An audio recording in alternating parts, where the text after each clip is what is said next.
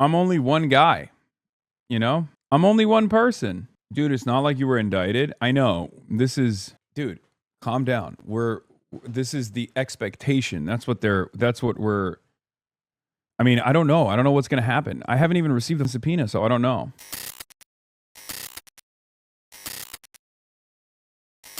Do you agree with this theory?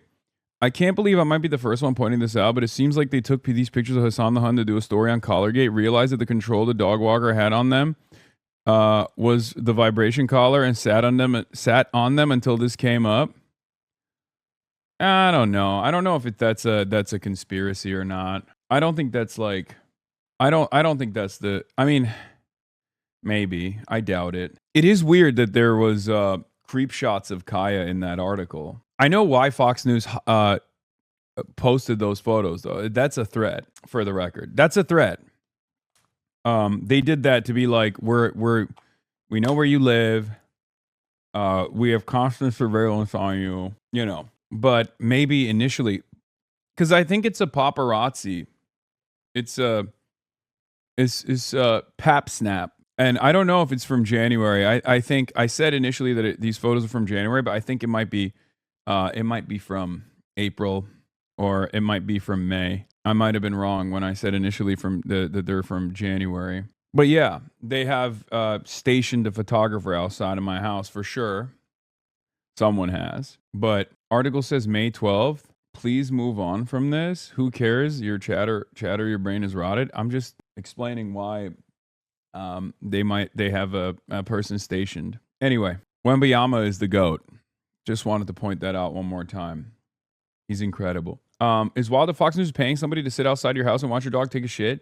Yeah, that's also crazy because, like, Kai's not even taking a shit in that photo. She's pissing. And I saw on Twitter there were who were like, classic social. Dude, 99% of things that people say about me, 99% of grievances that people have about me are made up.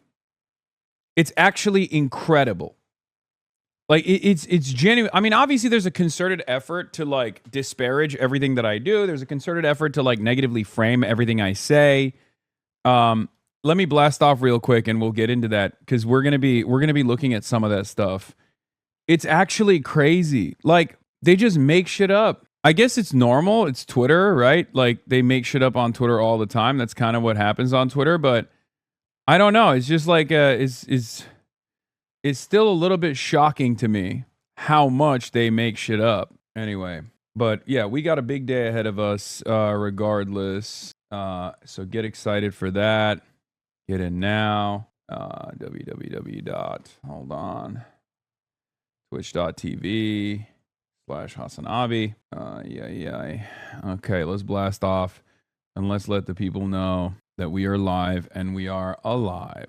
Okay? Calling you all kinds of names, big dog. Yeah, no, the Nazis are celebrating. The conservatives are celebrating because they're like, oh, he's scared. He's scared. Like, I don't know why these guys think I'm just going to shut them up or something. Like, yeah, of course I'm worried about not just my own personal safety and security. I'm worried about the future of this country, man. What are we talking about? Like, this government is very clearly actively trying to target political dissidents. Well, how is that not a cause for concern? It's the most powerful government on the planet. Yeah, they're saying I'm like shaken. I'm shooketh. Hassan Piker looks shaken on stream. Like this is the meta where they're like, he looks shaken. Yeah, it's not a great environment to live in, you idiots. That doesn't mean I'm going to stop doing what I'm doing. You wish, asshole. This should be a huge cause for concern for anyone that is, regardless of political ideology, anyone that is in any way, shape, or form invested in the continuation of democracy, or at least like certain aspects of liberal democracy that are unbelievably redeemable, that I like free speech, and a court process that hopefully will still maintain an investment in defending the truth. It's a terrifying situation for all of that. It's really tough. It's a turning point in American history. It's so funny that they're just like fantasizing about. They have their own little hug box where they're fantasizing about how like we got him. It's over. He's going to prison. Or he's terrified. He's scared. It's like, yeah, dude. What do you? I've said it from the start. Okay, you killed me. You jail me. There's gonna be other people. You know, you're not gonna be able to stop the people from feeling the way that they do. You know, you're gonna have to concede on their demands at some point. It is what it is. You know, I personally still believe that the democratic process is perhaps the most successful method of dealing with discontent. But ultimately, people are frustrated. I'm only one guy. You know, I'm only one person. Dude, it's not like you were indicted. I know. Dude, calm down. This is the expectation. That's what we're, I mean, I don't know. I don't know what's going to happen. I haven't even received the subpoena, so I don't know. But yeah.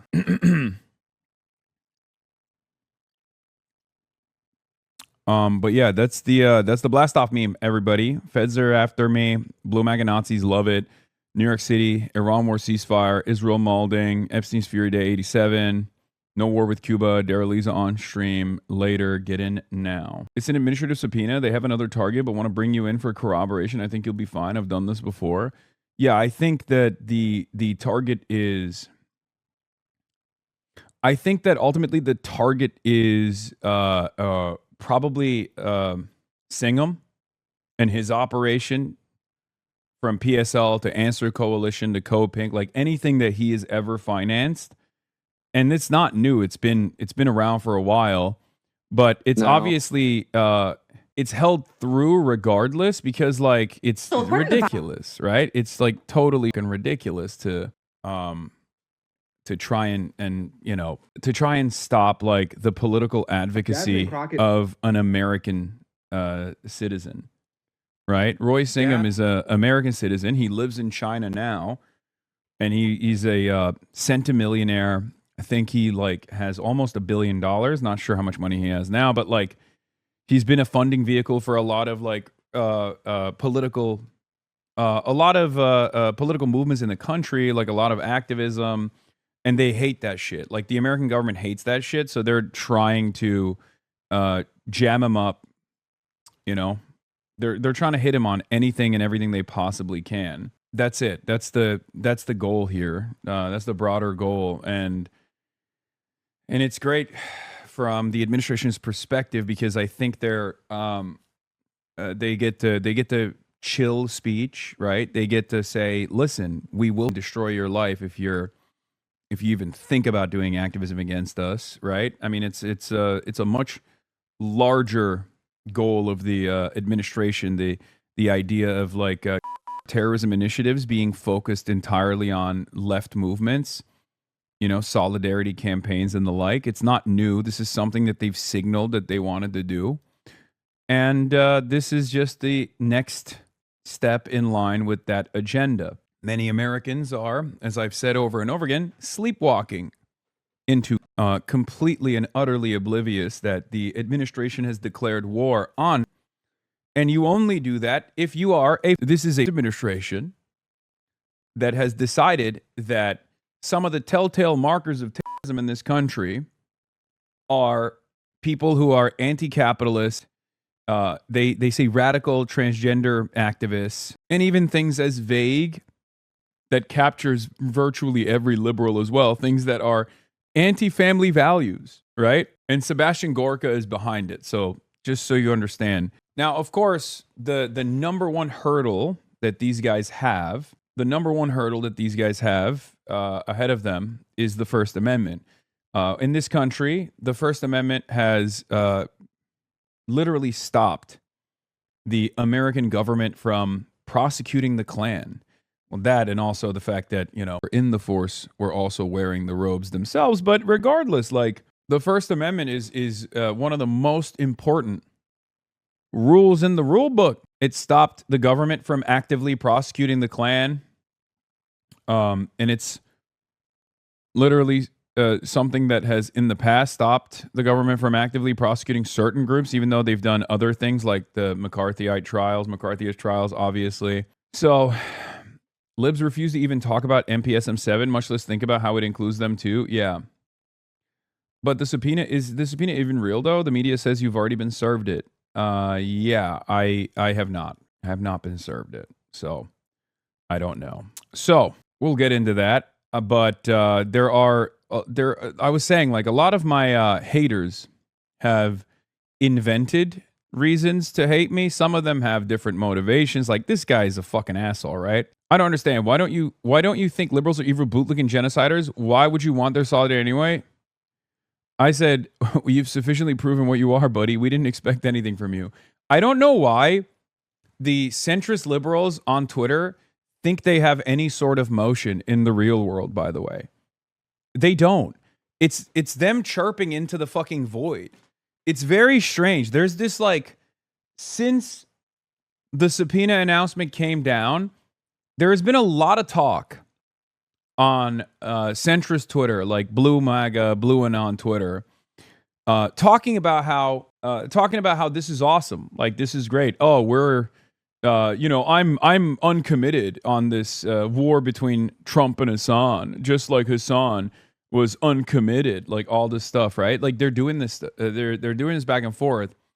But it's not dissimilar to their chirping of, like, of pro-Israel sentiment. Like, it's identical to the same thing I told all of you back then when they were fucking constantly talking about, Democrats can't drop Israel, Democrats can't drop Israel, Democrats can't drop Israel. And it's really funny because I kept repeatedly saying over and over again, it doesn't matter what is popping off on Twitter. It doesn't matter at all.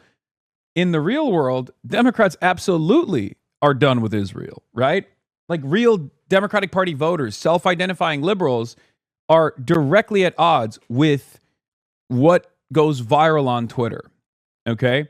No matter how much this loud minority chirps and gets an algorithmic boost, for example, on Twitter or on Threads or all these other fucking social media platforms, in the real world, most people, if you ask them, like, what they think about Israel, they're like, oh, gross. Democrats, I mean, of course. So that's where we're at. Like, you can cry about how, like, these socialists are not a part of the fucking party whatsoever, but here's a New York Times Siena opinion on socialism poll.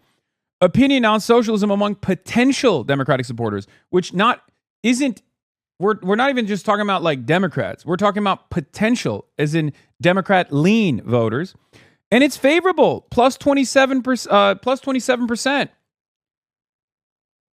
Socialism as an ideology has a higher approval rating than the Democratic Party does among Democrats. Like, I feel like I need to match this up against Chuck Schumer. You know what I mean? Or pro-Israel Democrats. Like, the socialism is a more popular ideology among Democrats and Democrat-leaning voters than Israel certainly is, right? Israel's approvals are probably the exact opposite, if not worse than this, right? So what are we fucking talking about? What are we talking about? Like, what's the argument here? What are you complaining about on Twitter? If your job as an analyst or as a free commentator who LARPs as though they're getting paid by the DNC when you're not getting paid by the DNC is to make it seem like you have a profound understanding of where the streets are, where this movement is going, then you have to recalculate. You have to recalculate in accordance to where the base is. It's not just Democrats, leftists that felt hurt when you didn't support Kamala 100% are trying to say you deserve it too. I really didn't believe that it's time to try and stop fighting them and convince them to help understand how important this is for all of us. Who are the leftists? Who the fuck is a leftist that would say that? They're not a leftist at all if they're saying that. Please point to me an actual quote unquote leftist person who is in any way, shape, or form. Like, Midas Touch is not going to fucking say that. Midas Touch is going to obviously fight back against this, and they're liberals. They're not even leftists. I truly wonder who you are getting this information from. If anything, there are people who are mad at me for offering too much support to Kamala Harris on the left. People to my left. I mean, this tweet is apt, not this one. This tweet is apt. There are leftists that hate Hasan Piker because he voted for Harris. There are liberals who hate Hasan Piker because he didn't vote for Harris. Schrodinger's vote. It's true. People on Threads that I know are leftists, but not that famous, to be honest. Yeah, they're not. They're not leftists then. I'm sorry. They're fucking not. I can say that with my full chest.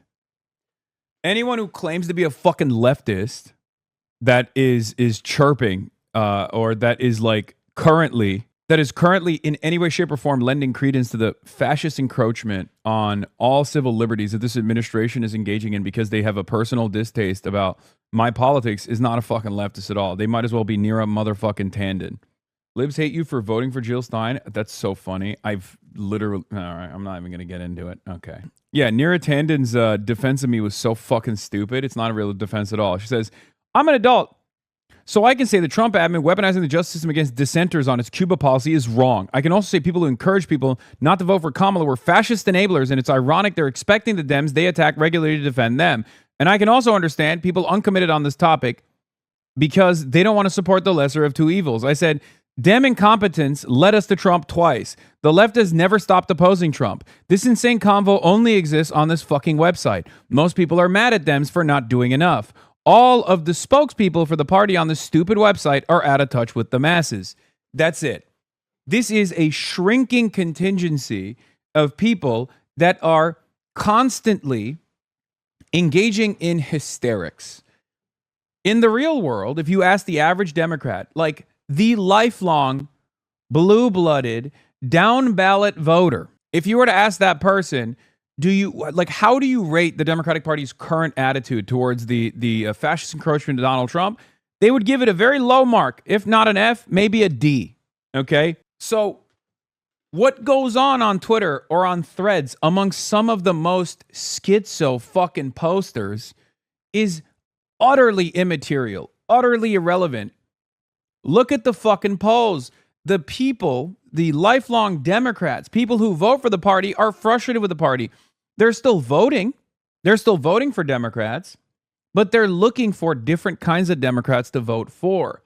The kinds of Democrats that I work with: Democratic Socialists, anti-Zionists, people who are pro-Medicare for all, people who say enough is enough, no more corporate sponsorships, people who don't want to vote for Democrats who will put the interests of corporations against the interests of people. I don't even think blue sky libs are fucking with this either, by the way.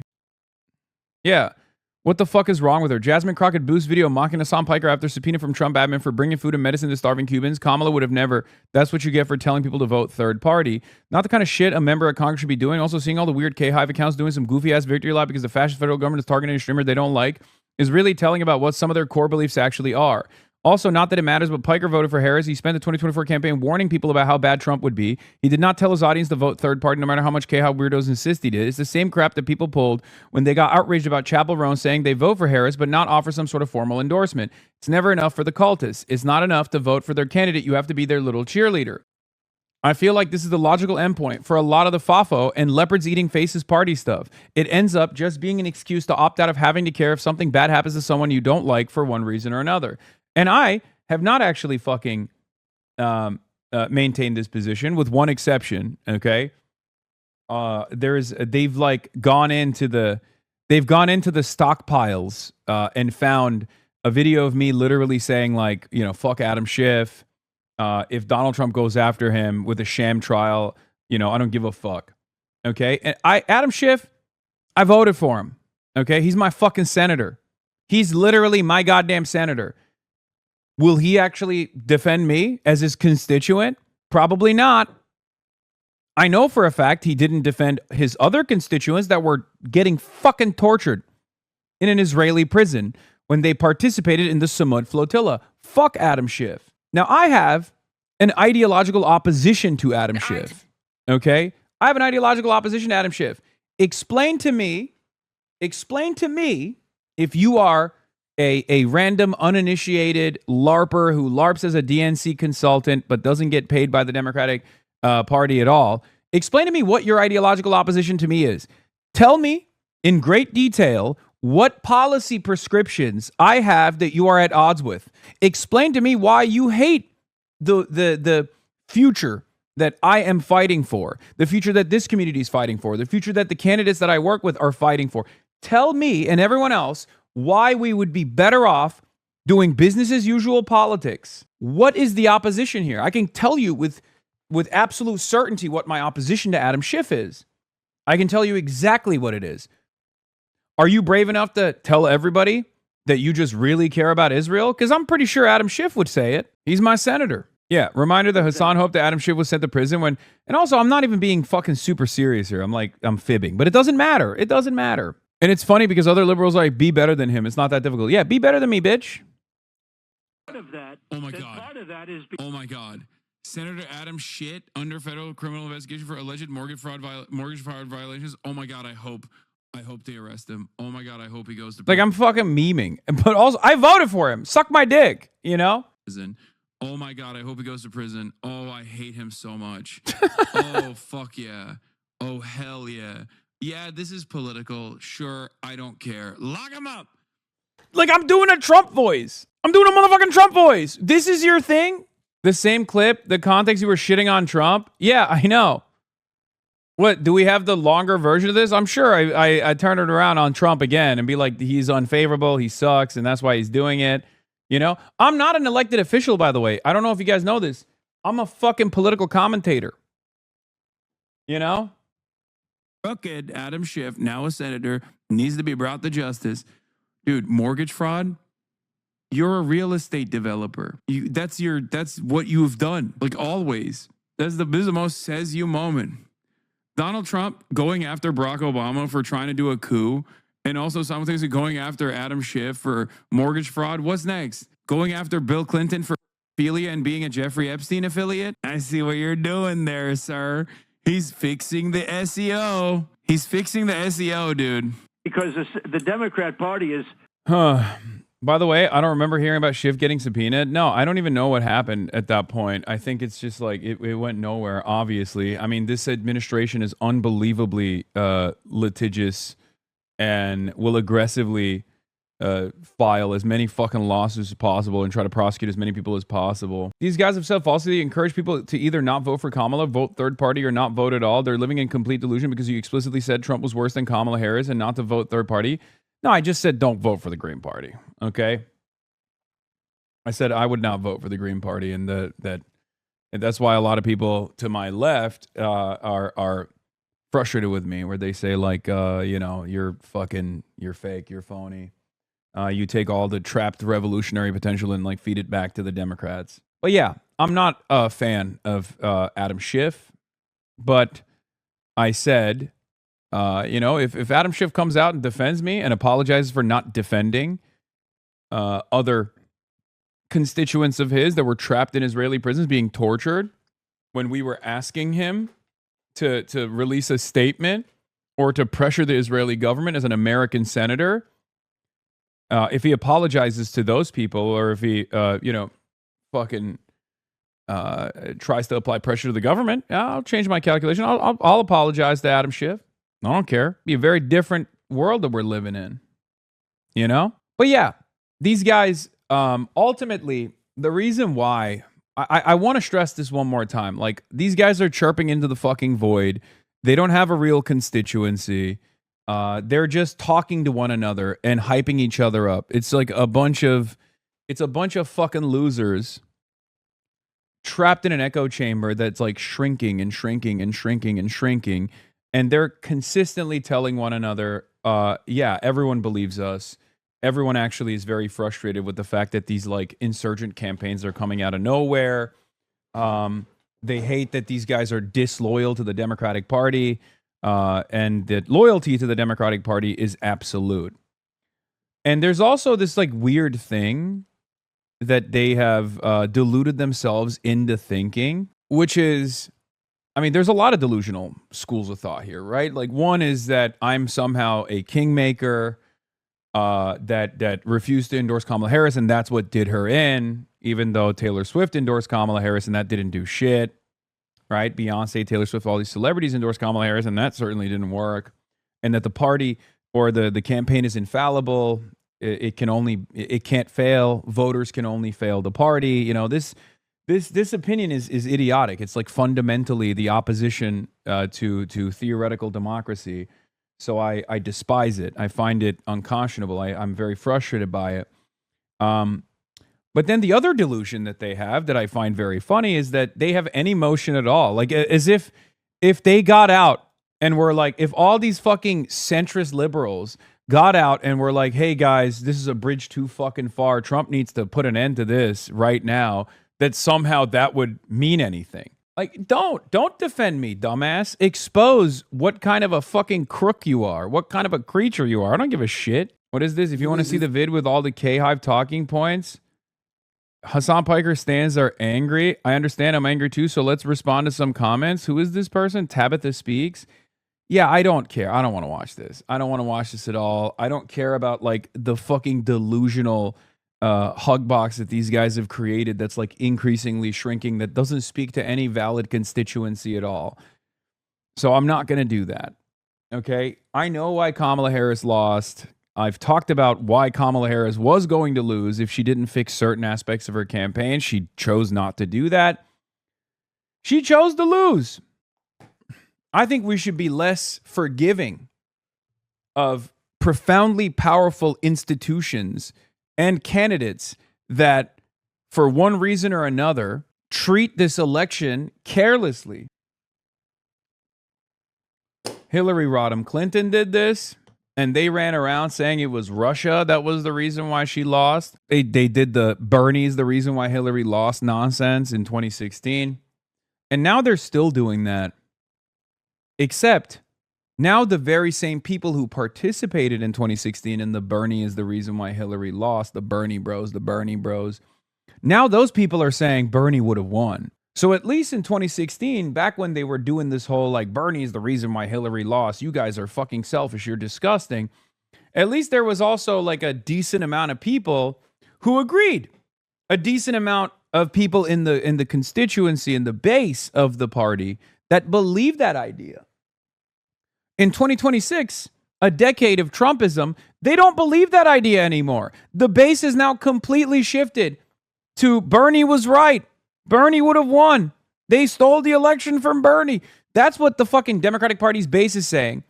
But the loyalists, the increasingly smaller group of consultants and loyalists that LARP as DNC consultants are still trying to create motion behind the notion that the Bernie-crats and the insurgents that are literally running and winning in the primaries in the party are actually bad for the party somehow, that are actually outsiders. You're the outsider. You're the outsider. If you're pro-Israel, you're the outsider in this party, okay? Doesn't matter how loyal you've been to whichever establishment Democrat that has been presented to you. It doesn't matter how excited you were to do that, right? You are a fucking outsider to your own party. So wake up. The base wants different things. What about too raw, too real? I mean, again, another psycho. It's a very unlikable. There are so many of these like unlikable psychos in the motherfucking K-Hive constituency, the K-Hive coalition. Very strange. Yeah. Democrat voters agree with Hasan Piker more than the party itself. Now, this was made by Jules Nader on March 31st, our numbers guy. This is a numbers guy. We already have proof that this is the case because after this line of attack, this is pre-suit Hasan, not post-suit Hasan, but this line of attack was initiated, and what did that do? It only brought more forward momentum, more positive momentum to the candidates that I was associating with. So we already don't even need to look at this. We can just point to Abdul's success in the primaries. We can point to Chris Rabb, right? That's it. Ultimately, that's what I think is the real problem for many of these like K-Hivers and Blue Anon, Blue MAGA people, right? Didn't Crockett just endorse an AIPAC candidate? Yes. When a fascist is president, no one has done enough, but some have done more than others. Yes. You have done more than others. You are literally you have a direct line of communication with like Democrats in power.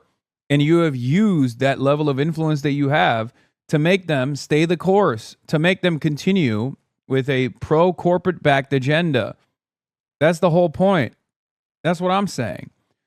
Anti-voter liberals are celebrating political persecution of leftists the same way they've celebrated state violence against Muslims and Latinos and the genocide of Palestinians, all in the name of scolding demographics they perceive as insufficiently loyal. They're sick people. It's fucking true. By the way, unbelievable vindication for James Tallarico voters in the Texas primaries. Holy fuck, you guys saved the goddamn Texas. You saved the goddamn Texas Democratic Party from itself, okay? What a spectacular flub that would have fucking looked like. Oh, this guy also has a, this is the one.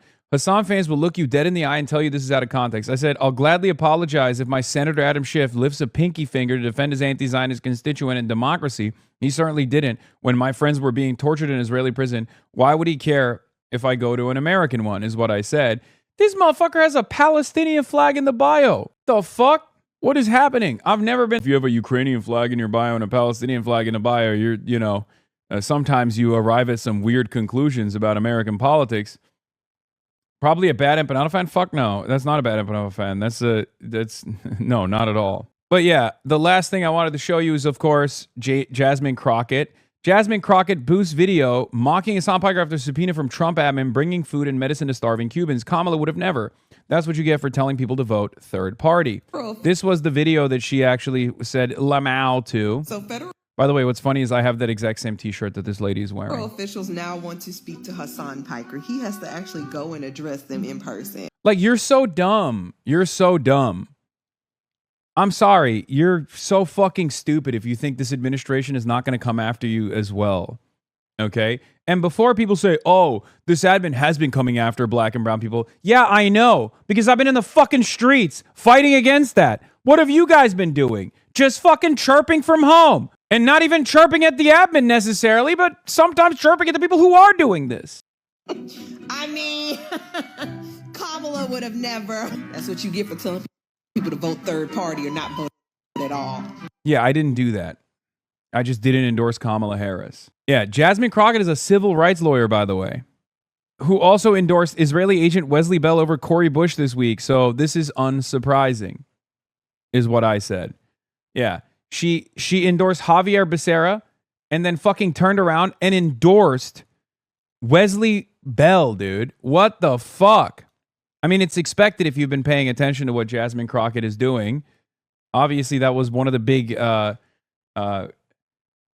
points of resentment that I had. I know that neoliberals, Kylie Chung says, I know that neoliberals have no real core values beyond hating leftists, but do you grasp how insane one has to be to mock and celebrate a fascist regime going after dissenters over their speech? Trump hates Crockett as much as Piker, and she still treats this as a joke. Yeah. You aren't even a liberal anymore, Nira. I may not agree with what you say, but I will defend to the death your right to say it. That was the expression of what liberalism was supposed to represent. You have abandoned even that in your futile factional fight. You disgust me. Yeah, they're not like... There are still plenty of self-identifying liberals who look at this... who look at this and are horrified by it, right? When they encounter it. Many people don't even know this is happening. But those who do find out that this is happening, they're horrified. That's the overwhelming majority. If you were to poll every goddamn self-identifying Democratic Party voter, liberal in this country, okay, you would realize that they think this is unconscionable. When they find out about it, they go, no, that's fucked up. Same thing that happened with my detention, right? Now, what's really interesting about it is that Neera Tanden and the like weren't chirping about the Trump administration detaining me when I arrived in the country from my trip to France. And they are now. They are collaborating and coordinating a messaging campaign to justify Trump's actions. Why do you think that's the case? I know why. Back then, they weren't doing it. That was an unjustifiable detention. Why didn't they defend Trump doing that? Why didn't they hit the lines of like, oh, Kamala Harris wouldn't have detained you? Why are they doing it now? Well, I'll tell you why. Because I started working with insurgent candidacies. And I started helping them win insurgent candidacies in the Democratic Party. And then that threatened their money. That threatened their influence. It threatened the influence of those who want to maintain centrist control over the center of the Democratic Party. Which insurgents, Lamau? Buddy, have you not been fucking paying attention? I mean, I'm gonna be talking to one in a couple hours. Okay? There are many more to come in the primaries that are coming up as well. But Chris Rabb is one great example of this. Abdul Al-Sayed rising in the polls is another one. Guys, Bernie will send you his free fight oligarchy. Yeah, we're not going to do this, okay? Hey, my man. I have been very clear. Zohran Mamdani is another one, obviously. I've been very clear about this from the start, okay? I know that there are a lot of left pure ultras out there, real third worldists, okay, that find my advocacy to be insufficient, okay? I know you guys are out there. You're pure. You have the best methods. But I need you to understand something, okay? Our goals are, if not identical, fairly fucking similar. Like the final is to move away from American imperialism, to offer restitution to the victims of American empire, right? To allow nations in the periphery some breathing room to develop sovereignty, to develop dignity, to build their countries in a vision that they find appropriate.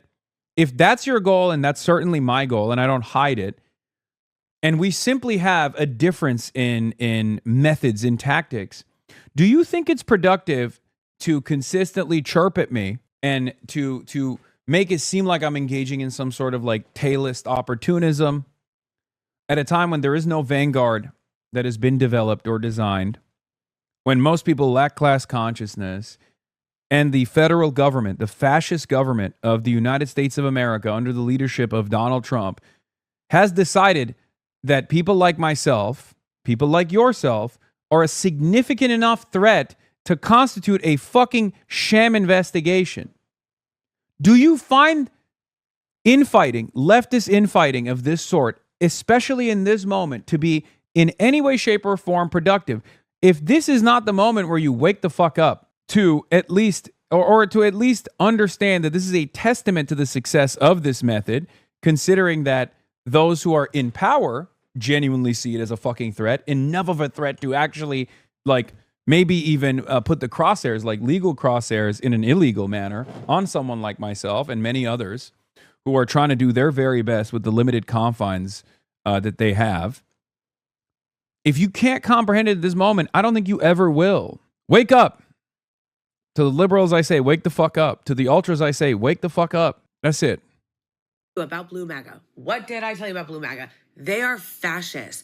That is why they don't mind that the Democratic Party and the Democratic Party's leadership constantly enables the fascist Republicans. They don't mind because they're fascists too. Blue MAGA liberals, particularly the ones that have been cheering and making excuses and mocking and laughing about the fact that the fascist Trump administration has subpoenaed Hasan Piker for the crime of trying to bring aid to starving people in Cuba after the U.S., after the Trump administration, put a vicious and devastating blockade on Cuba that is literally choking them out. The fascists in the Trump administration now want to penalize Medea Benjamin from Code Pink, Hasan Piker, for going there and attempting to bring awareness about what this regime was doing to Cuba.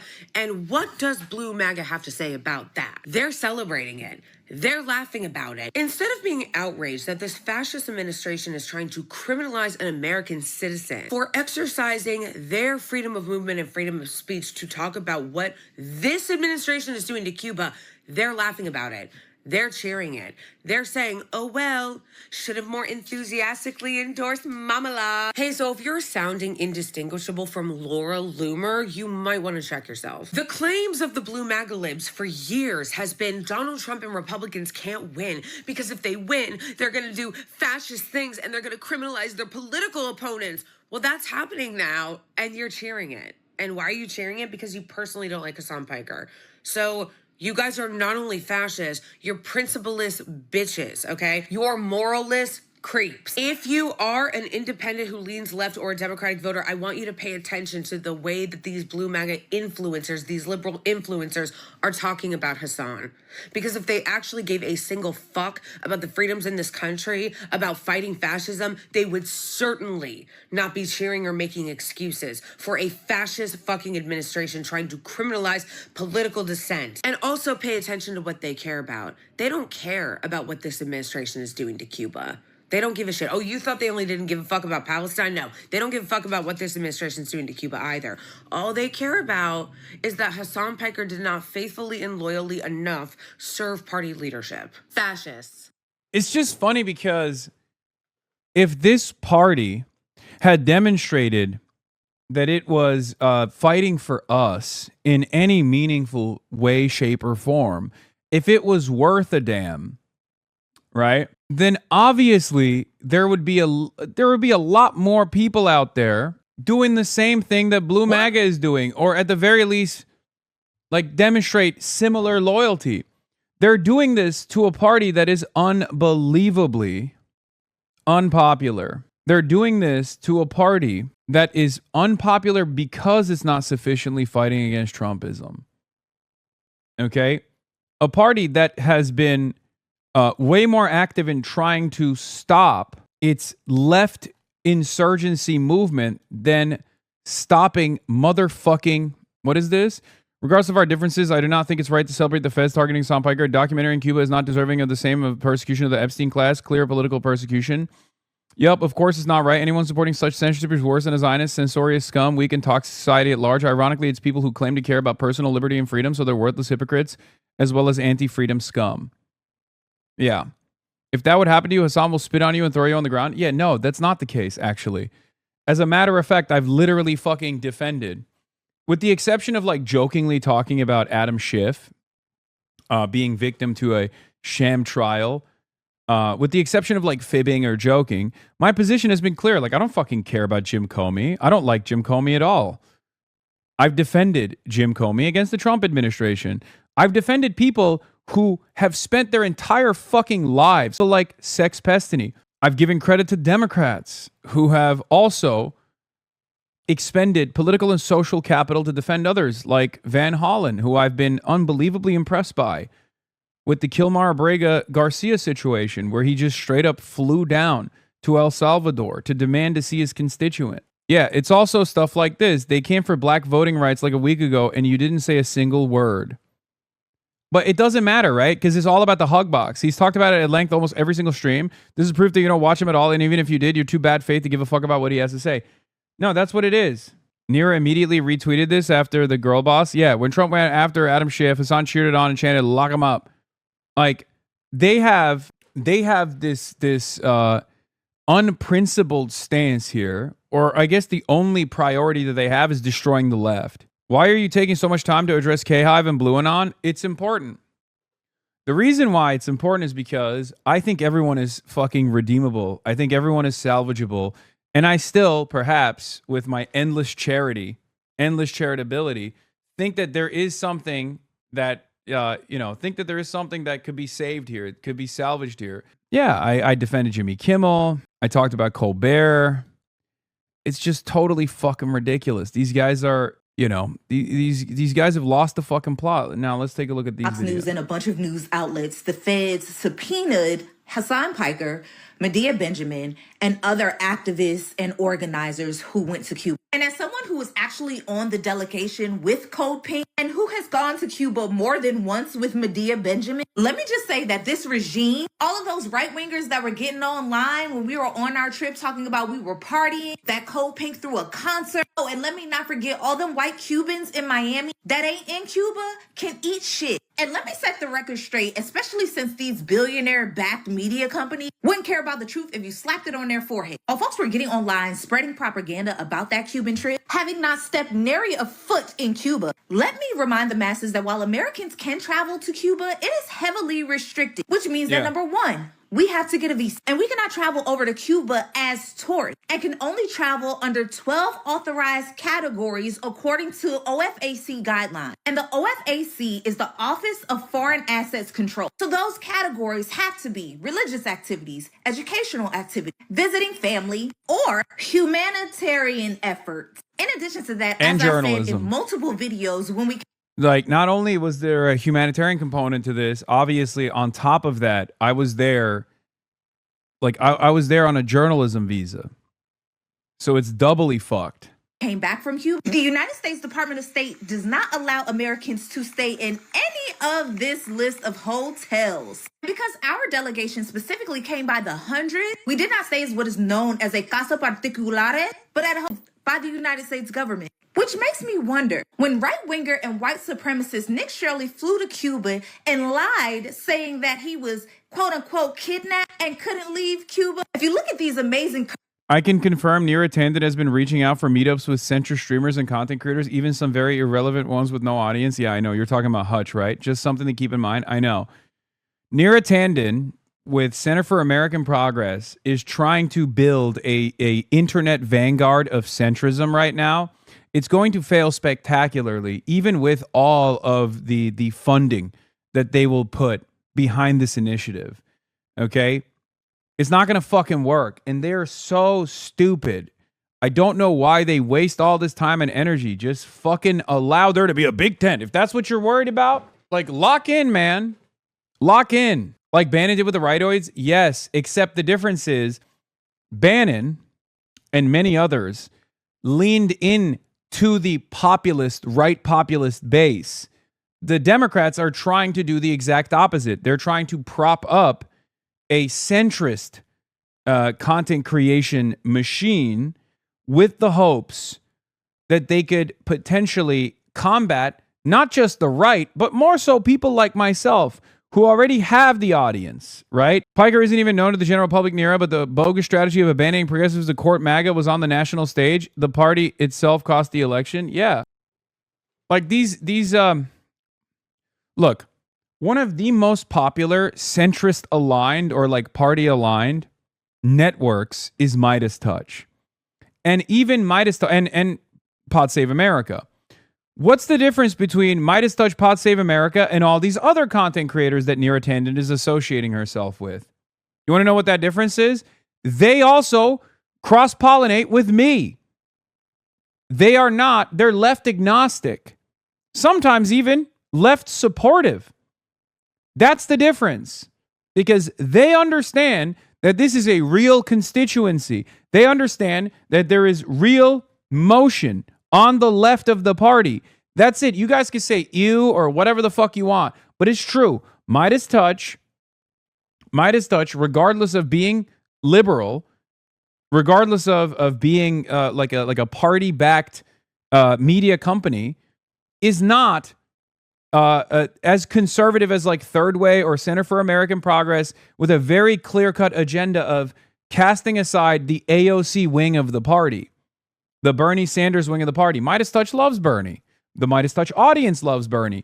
Pod Save America is the same. Both their audiences and the people that are on these very successful media operations on the liberal side, closer to the center than someone like myself, understand the importance of building coalitions on the fucking left because they're pragmatic. They don't have the same ideological zealotry demonstrated by the corporate lobbyist wing of the party. The corporate lobbyist wing of the party, backed by the likes of Neera Tanden and many others, don't actually have a real base at all.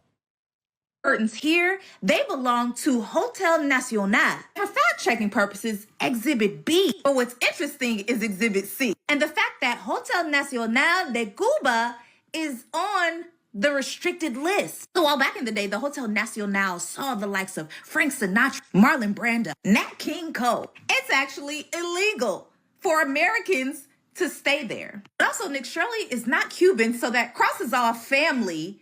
And then in addition to that, he wasn't going there for religious activity.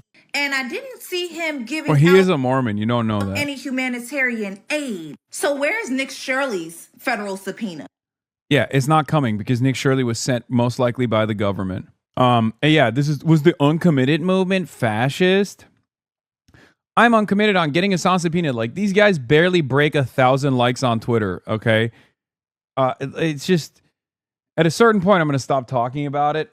Actually, that point is probably coming soon. I just wanted to mention that if your timeline is also polluted with this kind of insanity, there is a dedicated push from a lot of people, sex pestiny orbiters for the most part, and the corporate lobbyist wing of the Democratic Party that actually is desperately holding on to the center of power in the National Democratic Party that has led to the Democrats making terrible choices, terrible decisions, and not be sufficient in fighting the Trump administration. Those guys don't have any real base, okay? No, the Democratic primary voters voting uncommitted in the 2024 presidential primaries to signal their disapproval of Biden's foreign policy and warned that it would cost the party if unaddressed was not fascist. The party should have listened. They were right on all accounts. But the party didn't want to listen to its own voters because at the elite level, it's disproportionately overrepresented by pro-Israel orgs, consultants, donors, patrons, and electeds. Many elderlies who couldn't digest that pro-Israel politics was rapidly losing popular purchase, which is why you guys have spent the last 2 years trying to conflate uncommitted, a movement of Dem primary voters, with any brown voters who defected to Trump in the general, which you could find in a non-white demo, because Dems bled votes with everyone. But yeah, I'm glad that I have united all of my enemies. Nick Fuentes, again, a person who has been, in his own words, victim to lawfare and political persecution in this country. He's a neo-Nazi who has claimed that he's actually a Democrat now because he wants to punish Trump because Trump is a servant of Israel, right? Nick Fuentes, if Trump wants to win us back, putting Hasan Piker in prison forever would be a good start. Laura Loomer, who is no friend to Nick Fuentes and also another op of mine. President Trump can unite the entire country by having Hasan Piker arrested. It's his destiny. Bro, what happened to our fun community? Now we fighting real politicians? Yes. Interesting to see this weird orbit, this weird coalition coming together. Anti-Trump neo-Nazis, pro-Trump, pro-Israel Nazis like Laura Loomer, and the entirety of the centrist commentariat coming together and joining forces to say that the fascist president's insane encroachment on the First Amendment and targeting of political dissidents for doing activism, for doing humanitarian aid to a country that we're fucking starving and destroying is actually a cause to celebrate. Okay? Interesting. It has betrayed, it has proven something that I have said over and over and over again. Okay? And that's the final point on this aspect, this part of the story, because I'll get to some other Fox News coverage, and I'll get to some new allies, unlikely allies. But I will say this, okay? I will say this. Hold on. Gas. These people do not have any real political world view. Many of these people do not have a vision in the affirmative or even in the negative, honestly, for a future American society, a grand design. They don't care about anything. It's just petty personal grievances. Politics is simply team sport for them. Politics is not about a movement that will better people's lives. It's not about organizing. It's not about fighting some of these cancerous forces that have robbed, not only directly robbed regular Americans, but also robbed them of their political voice, whether it be the disenfranchisement of black voters or whether it be the groups, elements like AIPAC and numerous other corporate lobbies that subvert democracy at every turn. These people don't want to fight against any of that stuff. They don't care about any of this. All they care about is feeling like their team is winning. And they've decided that their team is this like increasingly shrinking factional of center-right Democrats. And they will hold on to every bit of power that they have, no matter how silly they come across to a broader audience. It's that simple. That's where we're at now. Jasmine Crockett is now. They don't have any real. They don't have any real worldview beyond I hate the left. Beyond I hate Hasan Piker. That's it. And you should hate him too. That's their only. That's their North Star. On threads celebrating the fascism that Trump is placing upon Medea and Hasan and others who had the nerve to go and try to feed starving Cubans, all because she's a Zionist and she works for Israel. And I don't know how many other examples you need. And look at how bad she's getting ratioed, responding to this video, because everybody is literally condemning this video already, because people are not playing this identity bullshit no more where we weaponize our identity against people and laugh at Donald Trump doing fascist things when it's against people we don't like. And remember, this comes right after she went up in front of those white donors telling them to vote for and donate money to Wesley Bell over Cori Bush, an actual fighter for us, and then came online and lied about it. I'm glad whoever got that video got it, because I found out that it was actually a private fundraiser. The place that Wesley Bell feels safe to go unlike the public. Jasmine. True. As ever. We're in a war nobody wants. Groceries, expensive. Rent, expensive.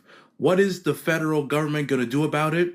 They're going to subpoena Hasan Piker for giving food and medicine to the people of Cuba. That's the fucking world we live in, man.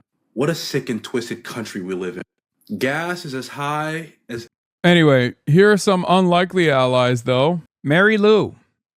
Trump supporter Mary Lou is finally broken off with Donald Trump. Another testament to the importance of meeting people where they're at and communicating with them.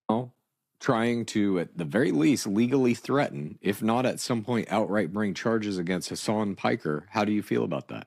Yeah, they're not going to put my boy in the clinker. That's not right. Okay.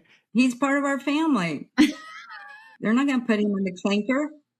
And right there, we've got his shirt. Haley's got one on. Yeah, repping Hasan Piker. We want him to know that we're backing him. Hell yeah. Now, why would they, it's a subpoena? Is it a subpoena?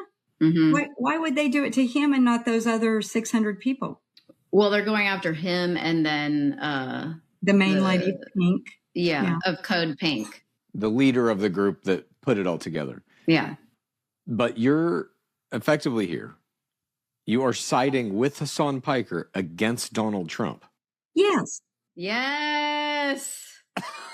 Oh my God. Even though he might have different points and different views, I can still like him, and I don't want our son in the clinker. New World Order. Is this even a serious case? Didn't they find out they fell for a Twitter meme or something? No, it isn't, but it doesn't matter because the fact that they're trying to do this is serious in and of itself. Like, do you understand? Your motion with moms is crazy. Yeah, I think suit and tie is also working. Yeah. Hasan Piker looks shaken on stream as feds probe Cuba trip. This is why they're doing it, by the way. They're trying to create a narrative that I'm like, I'm terrified, I'm shook, and I'm not going to keep doing what I'm fucking doing. And they're stupid. Okay? They're stupid. They're stupid for this take. But it hasn't stopped them from fantasizing about this and believing that this is what's going on. Right?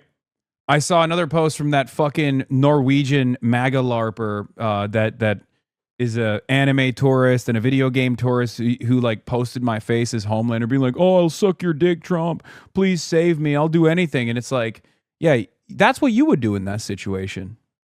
That's what you would fucking do in that situation. So you're hoping that I behave in the same way. Well, it's not going to happen. But it's so strange because like, this is not even beneficial for any of these people, right? It's not even beneficial. And they don't get it.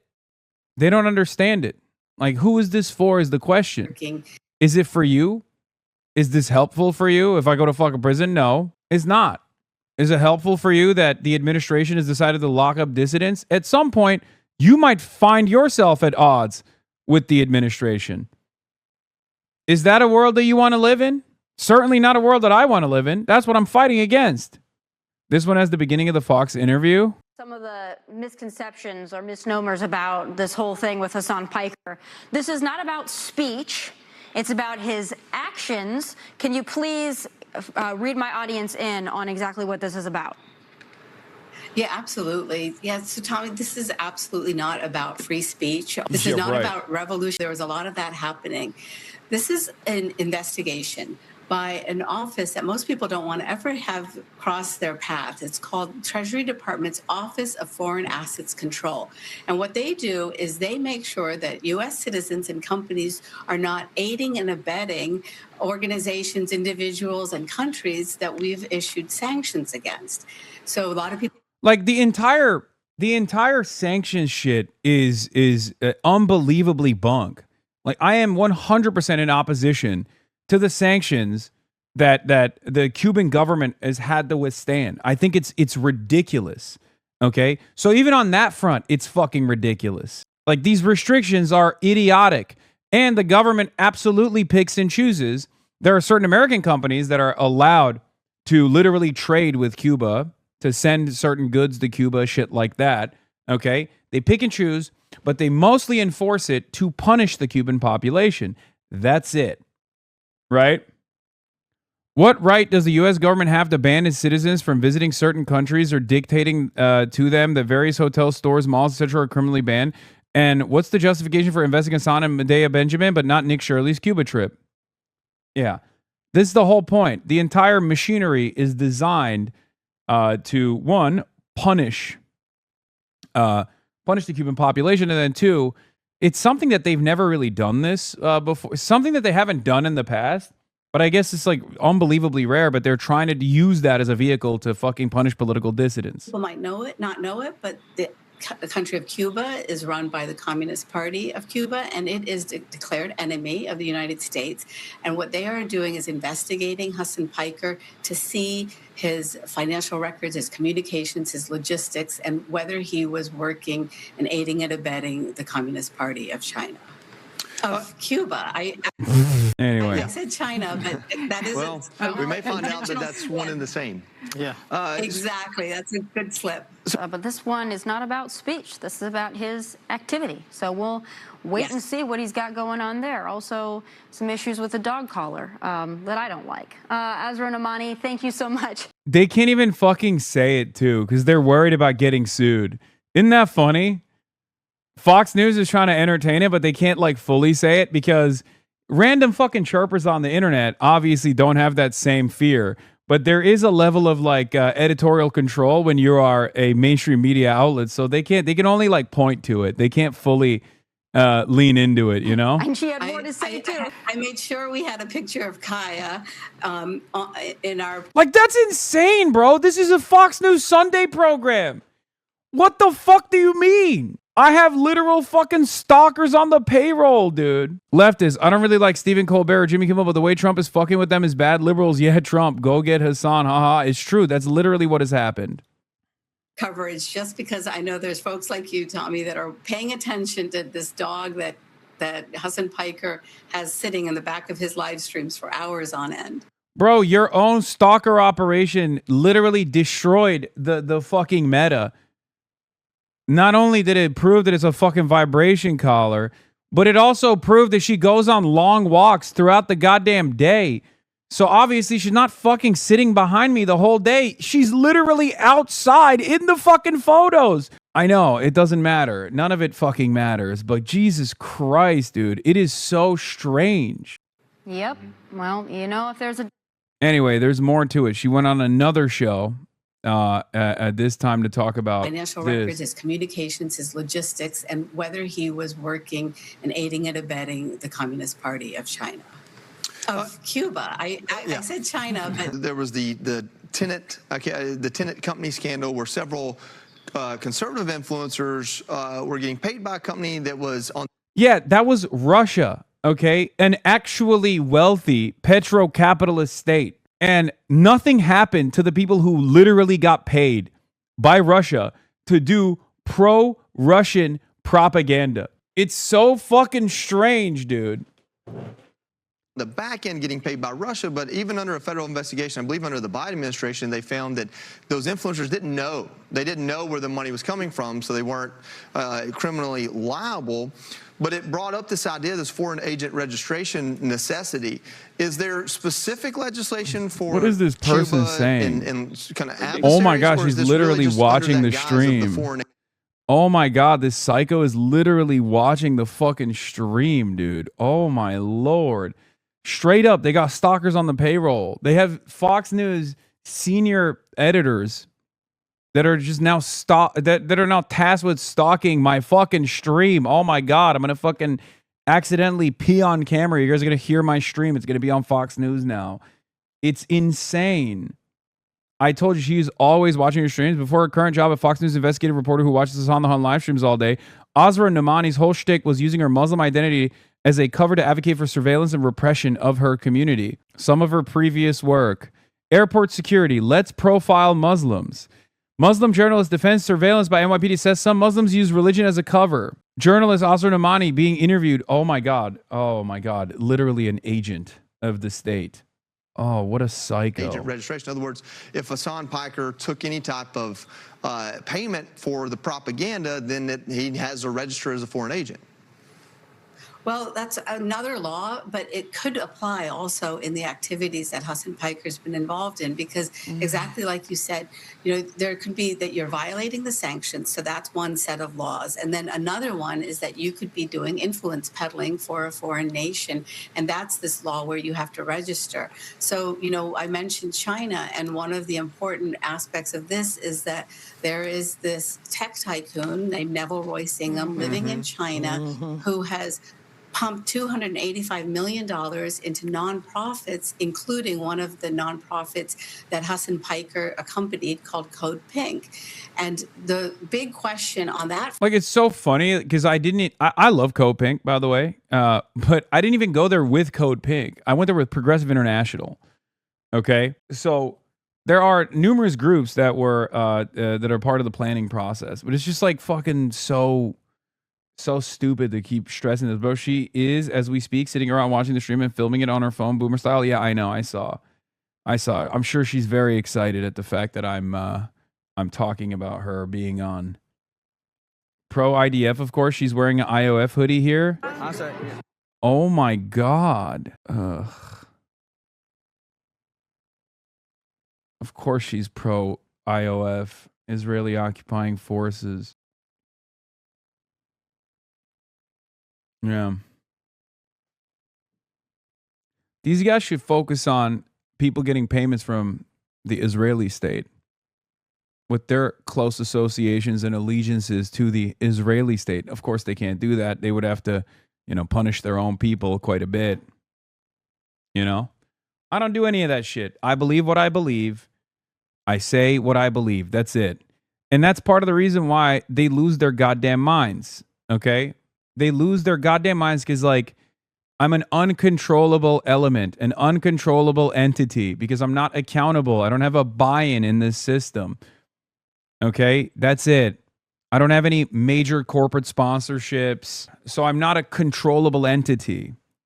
And the more this movement grows, the more the more people come out whenever I go to different places, and the more they promote candidates that I'm promoting, and the more those guys win and the makeup of the National Democratic Party changes, the more responsive the Democratic Party becomes to its constituents rather than corporate interests, the bigger the threat is for them, because they are backed by corporations for the most part.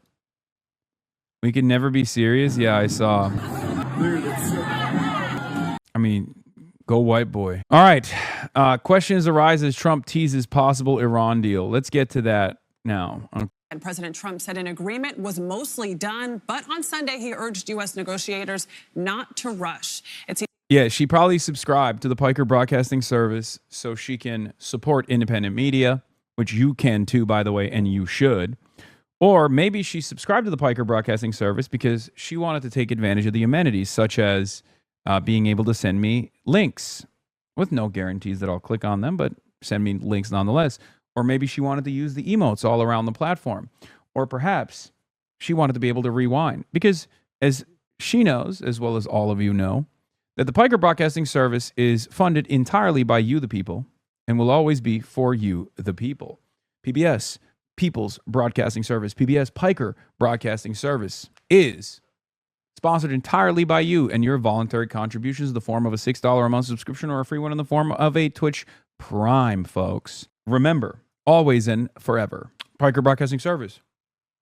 For tomorrow's news, today. You are on Al Jazeera English. Are you going to watch it on stream? No. Or maybe. Ban her and play an ad? No. Anyway, thank you for the gifted subs. Okay. Now let's get back to a peace deal that might not actually take place. Several key issues, including Iran's nuclear program, remain unresolved. Nicole Killian is at the White House. Nicole, good morning. What more do we know? Hey, good morning to you, Adriana. President Trump said this weekend that an agreement with Iran had been largely negotiated, but this morning he says a deal will either be, quote, a great and meaningful one, or there will be no deal, while Iran's foreign ministry now says no deal is imminent. New overnight, Iran is insisting a deal is not close. An Iranian foreign ministry spokesperson said negotiations are focused only on an end to the war, and they're not currently discussing nuclear issues. A U.S. official had said Iran would agree in principle to dispose of its enriched uranium and could receive sanctions relief in return. We're going to give diplomacy every chance to succeed before we explore the alternatives. On Sunday, a senior Trump administration official had said a potential deal between the U.S. and Iran would be a two-step process.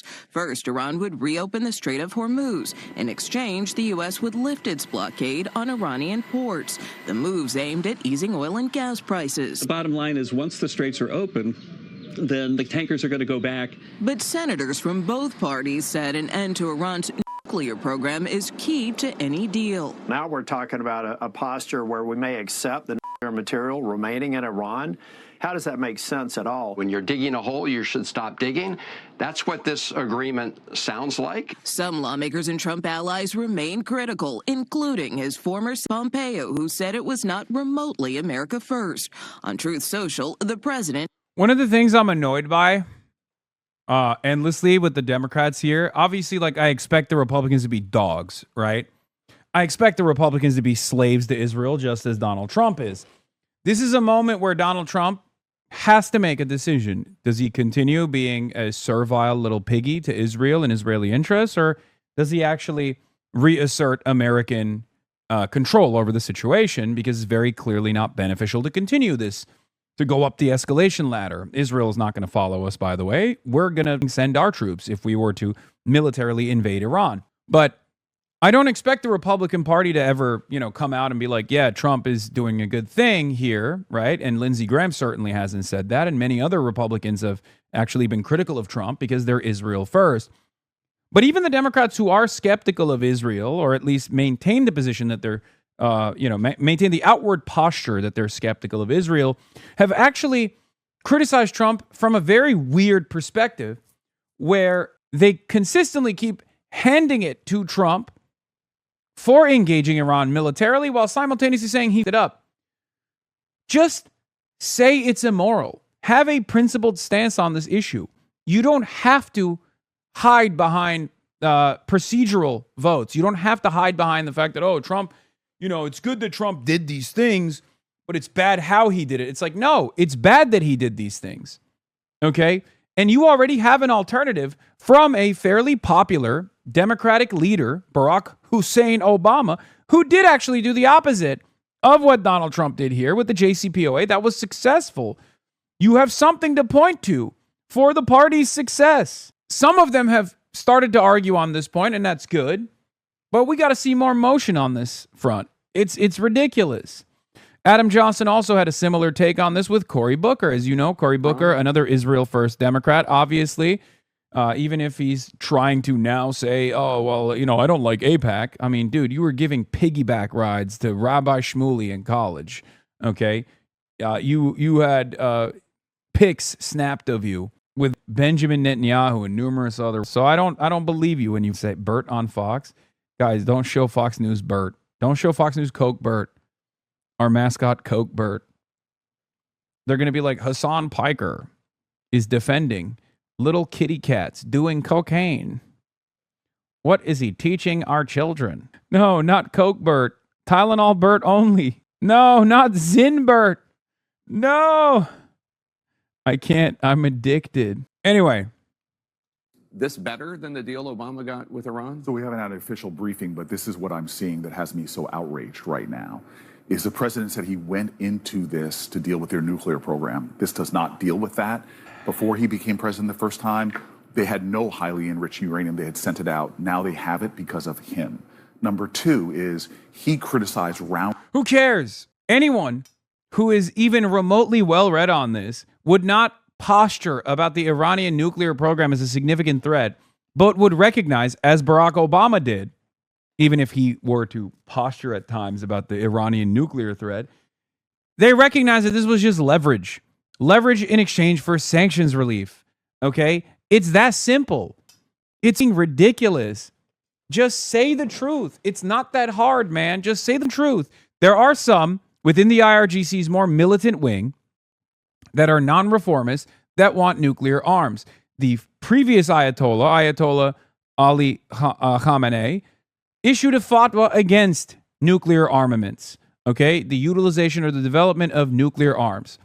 Iran never pursued nuclear arms. Iran only pursued highly enriched nuclear-grade uranium, specifically to get some kind of leverage to draw America back into the negotiations process and get sanctions relief. Okay, it's that simple. Also, I think I might go. I think I might take away the Jubilee ban and watch this Surrounded, because Glenn Greenwald is a fantastic debater, and as much as I have had a lot of back and forth with him, he did a Jubilee Surrounded, and I assume it was an absolute cooking. This is the format. Glenn bomb. Okay. He is literally nuclear grade master debater. Dropping him in a Jubilee Surrounded is like Mehdi Hasan, but worse. Okay. To this day, regardless of my criticisms of Glenn, one of the greatest Bill Maher clips of all time, which led to a ban of Glenn Greenwald from going on Bill Maher's show, is that famous moment where he just straight up says, "Who the do you think is radicalizing Muslims? Do you think it's the Quran, or do you think it's us bombing them?" That is one of the best. That and the Ben Affleck debate, those are the two incredible moments that are trapped in my memory. I will never forget them. They're so good. Anyway, what? Why are you doing this? Don't you think this is gross to do? Like, oh, what a funny debate. Like, in your mind you think it's like a good way to try to get me to pay attention, so you can send a clip about like Israel's horrifying violence? Don't you feel like that betrays the severity of the cause you're pursuing? Gross. Don't do that. It's also kind of, not only is it vile, but it's also so cynical. Yeah, and the video that you sent me literally has in it too. It's a terms of service violation that would probably get me banned. I don't know why you're doing that. Ben Affleck? Oh, the Ben Affleck. The other thing we want to talk. The Ben Affleck one was really good too, but here, I'll show you Glenn and I'll show you Ben Affleck actually here. And that's a problem. Big of you. But I'm actually well educated on this topic. I'm asking you. So you're saying if I criticize you're saying that Islamophobia is not a real thing. That if you're critical of something, well, it's not a real thing when we do it. Right. Well, no, it really isn't. I'm not denying that certain people are bigoted against Muslims as people. And that's a problem. Big of you. But why are you so hostile about this concept? It's gross. It's racist. It's not. But it's so not. It's like saying it's so not. You're a shifty Jew. You're not listening to what we are saying. You guys are saying if you want to be liberals, believe in liberal principles like freedom of speech, like we are endowed by our forefathers with an inalienable rights. By the way, this is another consistent position that I maintain here, and I will consistently pursue. Like, regardless of all the Jewish institutions of the United States of America almost universally saying that they stand with Israel, I know for a fact that no group of people are monolithic and are primarily victims of propaganda regardless, and Jews are obviously one of those groups as well, which is part of the reason why I talk about the ideology of Zionism being a malleable thing that is totally separate from the entirety of the Jewish population, which is why I don't cast the entirety of the international Jewry or American Jewry with the crimes of the Israeli state, even if some of my critics to the left will be like, who gives a this is Jewish exceptionalism or whatever. But that's part of the reason, partially the reason why I don't do that is also because I have experienced a version of this. Obviously, there's a coordinated effort by both media and also many of these institutions to foment Islamophobic sentiment in an effort to justify the global war on terror. And the outcome of that has been to say, regardless of what Muslims say and do, which, Jewish Zionists certainly don't do this, but regardless of Muslims saying ISIS is not representative of our values at all, what the fuck are you talking about? This is unbelievably racist. There has been for many, many decades this conflation between Islam and groups like ISIS, groups like Daesh, Al Qaeda, and the like. This is Islamophobic. Now, on the other side of this story, and I always use this as an example. It would be like if Moss were like, no, we love ISIS, like we like waving the banner of ISIS outside of their fucking mosques and fundraising for ISIS in general. Like if that's something that they were doing, then there would at least be a little bit more legitimacy to the conversation, but it's not the case, right? That's obviously not the fucking case. The problem is there are Zionist Jews and Jewish institutions that are basically doing the equivalent of that about Israel at a time when, Israel has fallen out of fucking favor. So this foments more anti-Semitism in the country. But I still will maintain a principled stance because I understand what it's like to be in the crosshairs of this. The question always is this productive? Is it productive to assume that every Jewish person that you meet is actually unbelievably pro-Israel, is a Zionist to the bone, to the core? I don't think so. I don't think it's the truth, and I certainly don't think that that all Jewish people are always and forever going to defend Israel or place Israel as the highest priority or just like varying degrees of support that they show to the nation state of Israel. All men are created equal. Ben, we have to be able to criticize bad ideas. And of course we do. No liberal doesn't want to criticize bad ideas. But Islam at this moment is the motherlode of bad ideas. Jesus. So we have That's ideas just a fact. like blasphemy. It's an ugly thing. Apostasy. It's basic liberal well, let me principle unpack of it. tolerance. Let me unpack it. But not for intolerance. No, of course not. But the picture you're painting is to some extent true, but is hugely incomplete. It is certainly true that plenty of fanatics and jihadis are Muslim, but the people who are standing up to them, Malala, incredible Muhammad Ali Dadak in Iran, in prison for 9 years for speaking up for Christians. You know who this guy is? He's also in the news recently. Nicholas Kristof, the number one anti-Semite according to the pro-Israeli groups. There it is. Pulitzer Prize winning New York Times columnist and reporter Nicholas Kristof. A friend that I had in Pakistan who was shot this year, Rashid Rahman, for defending people accused of apostasy. Or how about the more than 1 billion people who aren't fanatical, who don't punish women, who just want to go to the store, wait a second. Wait a and don't do any of the things, but you're saying all Muslims. Wait a second. Stereotyping. Wait a second. Things, and you painting the whole group religion with that. No, let's get down to who has the right answer here. 1 billion. Ugh. Anyway, does anyone have the Glenn clip? Because the Glenn one is even better than this. This was many, many years ago. I forget exactly when this is from.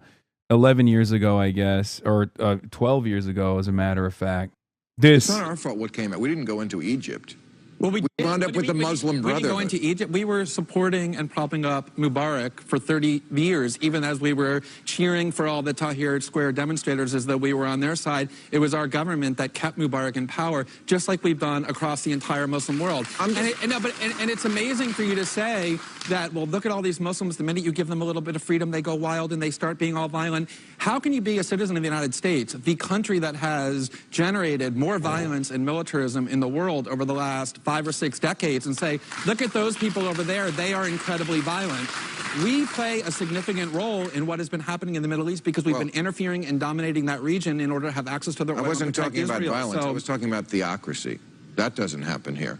No, well, okay, that doesn't happen here, but at the same time, Iran isn't invading lots of other countries and occupying them for a decade, nor are fundamentalist Muslim countries the way the United States is. So these things are interlinked because we are continuously interfering in that part of the world. And so to say... Really, it's all our fault? It's not all our fault, but when you send your military for 6 straight... Look, he gave up. That's Bill Maher giving up to go, oh, so you're saying it's not all our... So you're saying it's all our fault. Okay, a deliberate misunderstanding of the point that Glenn is making.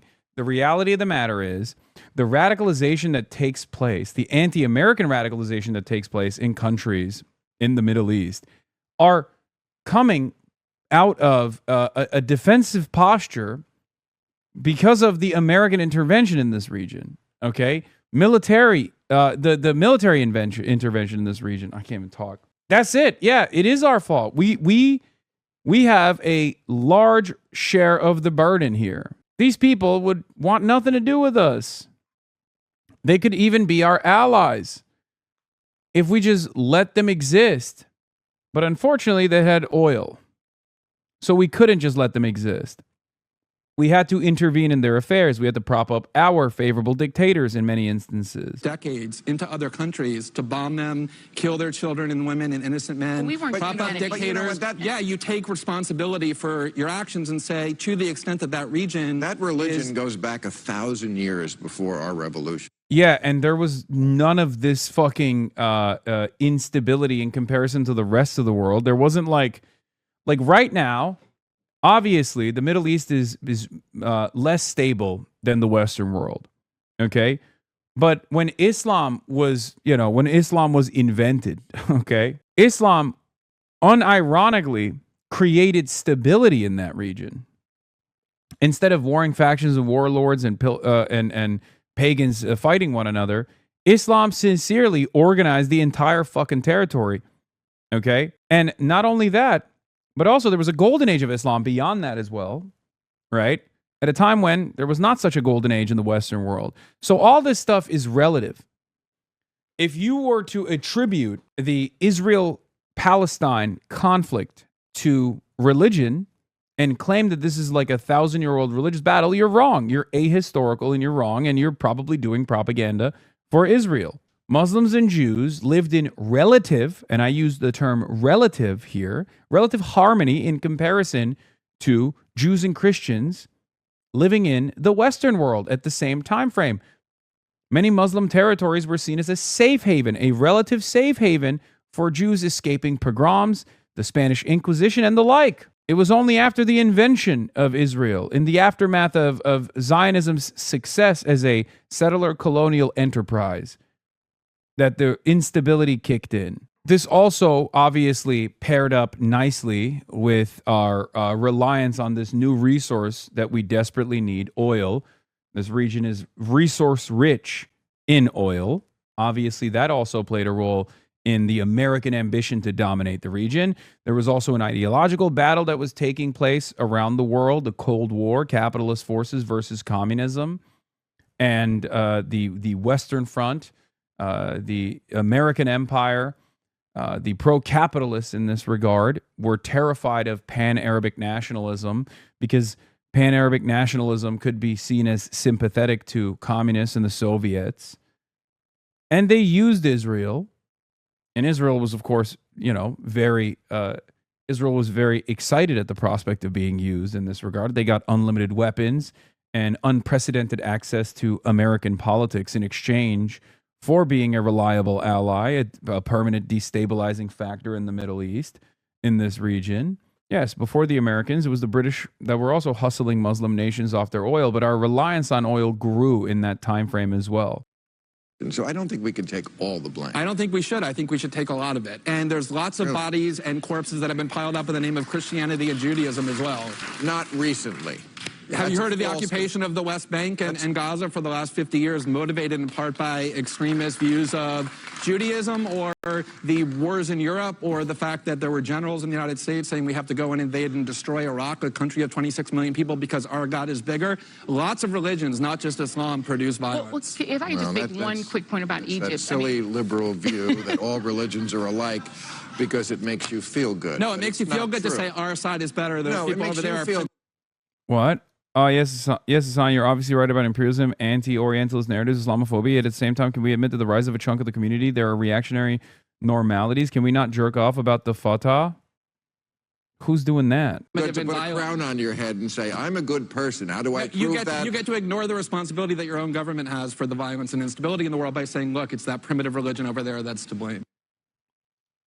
Yeah. There's also obviously a effort here to shed the West of its share of responsibility for the wholesale slaughter of Jews as well, including the Holocaust, to just say, hey, guess what? It's the Arabs that are actually anti-Semitic now, not us.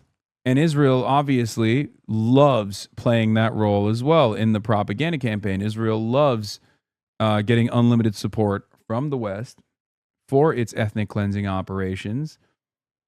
So it's a perfect... harmonious relationship that they have with Islamophobia. That the deal that got rid of their nuclear program, or at least their highly enriched program, involved getting $50 billion for Iran. Well, already the president's balance sheet is letting more than $14 billion go through, that during this conflict, he allowed them to sell oil. And this deal alone, easing of sanctions on Iran, allowing them to get billions of more, the same deal he criticized, he's already doing worse than. Giving Iran more money, as he has said, will allow them to do things like fuel their terrorist proxies. That's why this war is wrong. He's got us in a situation that's worse than it was before, a more extreme regime. The Strait of Hormuz now is a leveraging point for them. This weak nation has put America in a stalemate, and Donald Trump is being played as a fool. Yeah, it's be cool if we had an opposition party that could criticize warmongering without demonizing the target of said war, inflating threats, and laying the groundwork for future attacks. It's incoherent, tedious, and draws no meaningful contrast beyond the we're competent imperialists. Yeah. The only thing that you should be saying right now is that Iran has put America on the back foot, and there's an important lesson to draw from that conflict, which is we say no as Democrats, as the opposition party. We say no to endless imperialism. We say no to constantly expansive American imperialism, and we want to draw back our endless military adventures overseas. This is something that the public demands. No more of this. It shouldn't take a much smaller middle power to actually put us on the back foot while losing so many lives in the process. For us to come to this point to recalculate what it means to be, what it means to have an American base on foreign soil, and yet here we are, and yet even after all of that, there is still spoilers in this process that want this endless militarism to continue.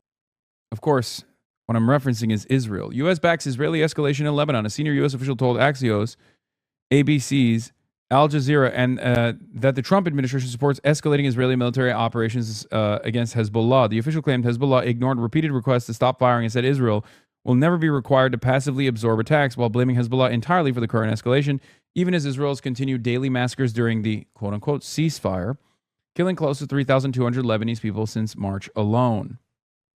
The comments came as Israel dramatically intensified attacks across Lebanon. L'Orient today reported Israel carried out 85 strikes across 36 localities in southern Lebanon on Sunday, alongside drone attacks on at least 25 additional targets and artillery shelling on 15 villages. Israeli warplanes broke the sound barrier over Beirut, causing sonic booms across the capital amid fears of a wider escalation in the city, which has largely been spared since the quote-unquote ceasefire. Israeli media reported Chief of Staff Eyal Zamir proposed striking buildings in Beirut, while Channel 14 said Netanyahu and Israel Katz discussed expanding attacks deeper into Lebanon, including against residential structures. Far-right Finance Minister Bezalel Smotrich called for collective punishment against the Lebanese capital, saying for every explosive drone, 10 buildings must fall in Beirut. A lot of Republican senators are actually speaking against Trump's ceasefire plan. Is crazy? Yes. Yes.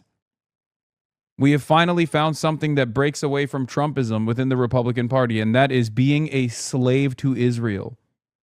Another major Israeli platform admin has changed their mind about Lebanon. Get the soldiers out of Lebanon. Our soldiers' blood is not worth it. No matter what agreement or nonsense they make behind the scenes, it doesn't matter. The amount of information recently allowed for publication is crazy and just ducks at the shooting range. The soldiers basically don't know what they're doing inside of Lebanon. They arrive just waiting for the next drone to arrive. I write this with great sorrow. Israel news from the field. Yeah. It's not great for the Israeli side that they're getting their shit pushed in by FPV drones, by the Hezbollah drone operators as well. They've seen tremendous gains in that conflict as well. They very quickly learned how to utilize these FPV drones. And we keep seeing footage over and over again of the drones even striking Israeli batteries, like Israeli Iron Dome defense systems too.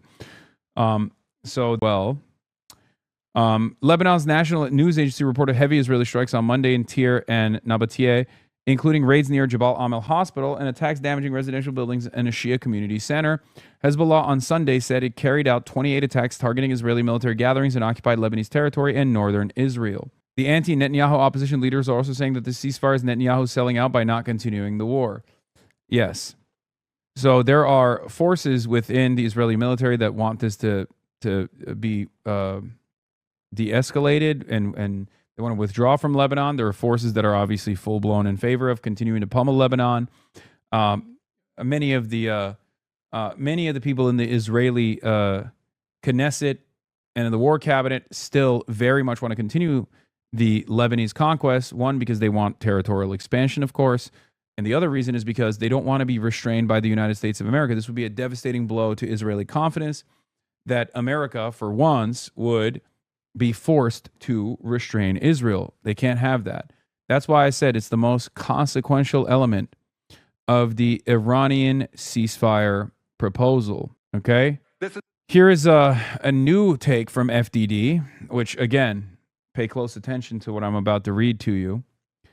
Foundation for Defending Democracy, the Israeli cutout, is now saying sanctions relief is actually a good thing. The regime is desperate for face-saving wins to sell any deal at home. Watch for Iranian state media to frame restored access to these funds as a major U.S. climb down. It's not. Here's why. They are now trying to get sanctions relief to bribe the Iranian government to stop their demands of restraining Israel. And I told you this from the start. If you remember, I had this conversation with Trita Parsi as well. This is one of the things that I saw. This is one of the things that I saw that I found to be a scary proposition. Will Iran back away from the major demand that they're making, the most consequential demand that they're making, to force America to restrain Israel and Lebanon against Hezbollah and just against Lebanon and the Lebanese territorial expansion initiative? If Iran backs away from that position, okay, that is a major concession, and it will be unbelievably consequential for Iran down the line. Okay? These are the proceeds Iran already earned from oil sales to South Korea, $6 billion, electricity and gas exports to Iran, $10 billion, that the Biden admin moved as a part of a release deal regarding U.S. hostages taken by Iran from inaccessible and less accessible banks accounts into restricted local currency accounts in Oman and Qatar at the request of Iran, designated only for humanitarian purchases. They are now defending the $6 billion Biden unfreezing of assets, by the way, which is really funny. And the collective total is close to $20 billion.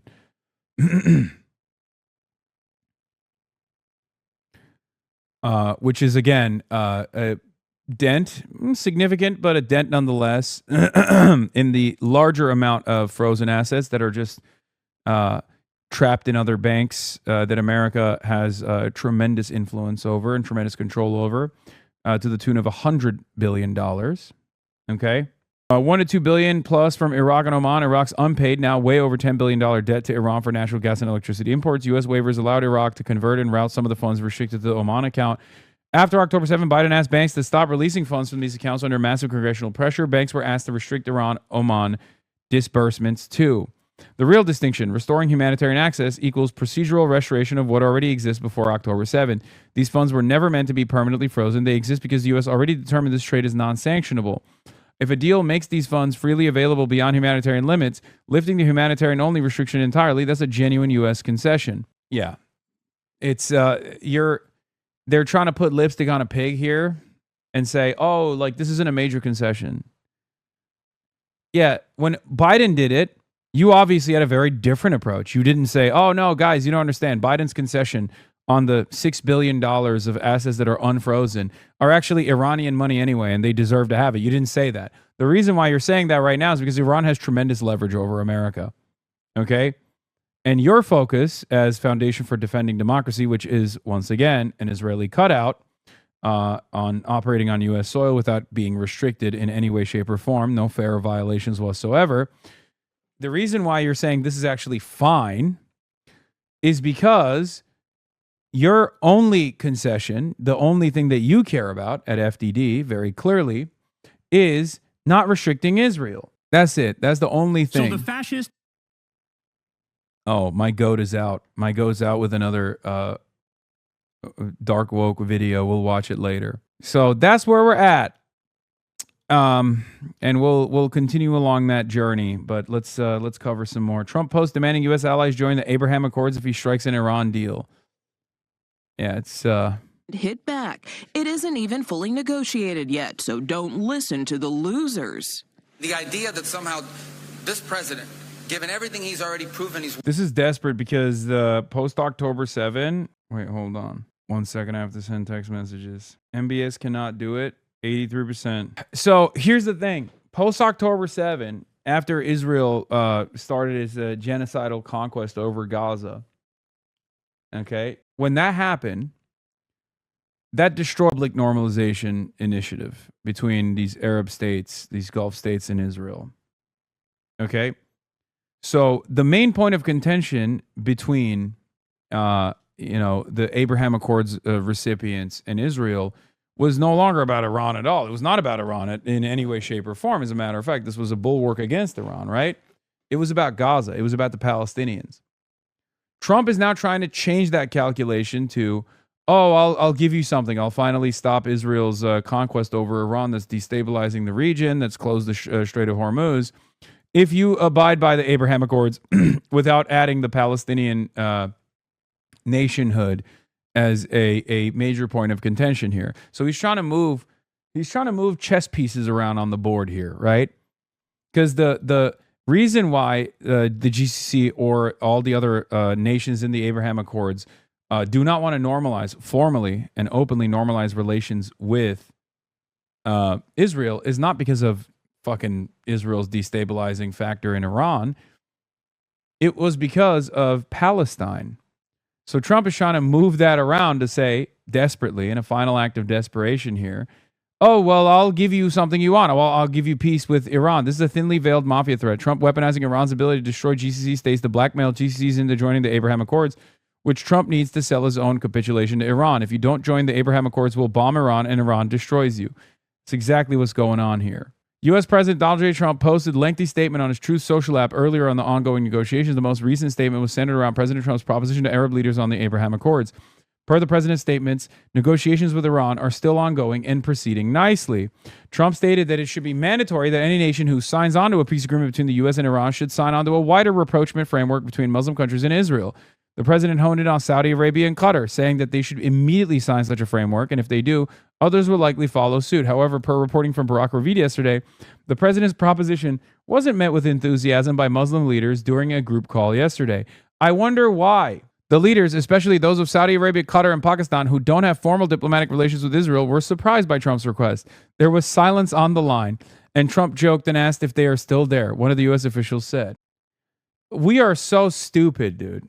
Sometimes I think there's got to be a underlying logic to the way that Trump moves on these issues. And then I'm reminded over and over again that he is literally like a petulant child who's just simply throwing shit at a wall to see what sticks. This is one of those moments where it's very obvious that Donald Trump is simply throwing shit at a wall to see what sticks. Just let's do the Abraham Accords so I can have a face-saving moment here. Okay. In order for the Abraham Accords to formalize in the post-October 7 framework, Palestinian nationhood recognition has to take place. All roads lead back to restraining Israel and curbing Israel's appetite for more death and destruction. The sooner the Americans come to terms with that reality, the easier things will be. You have to stop your attack dog. That's it.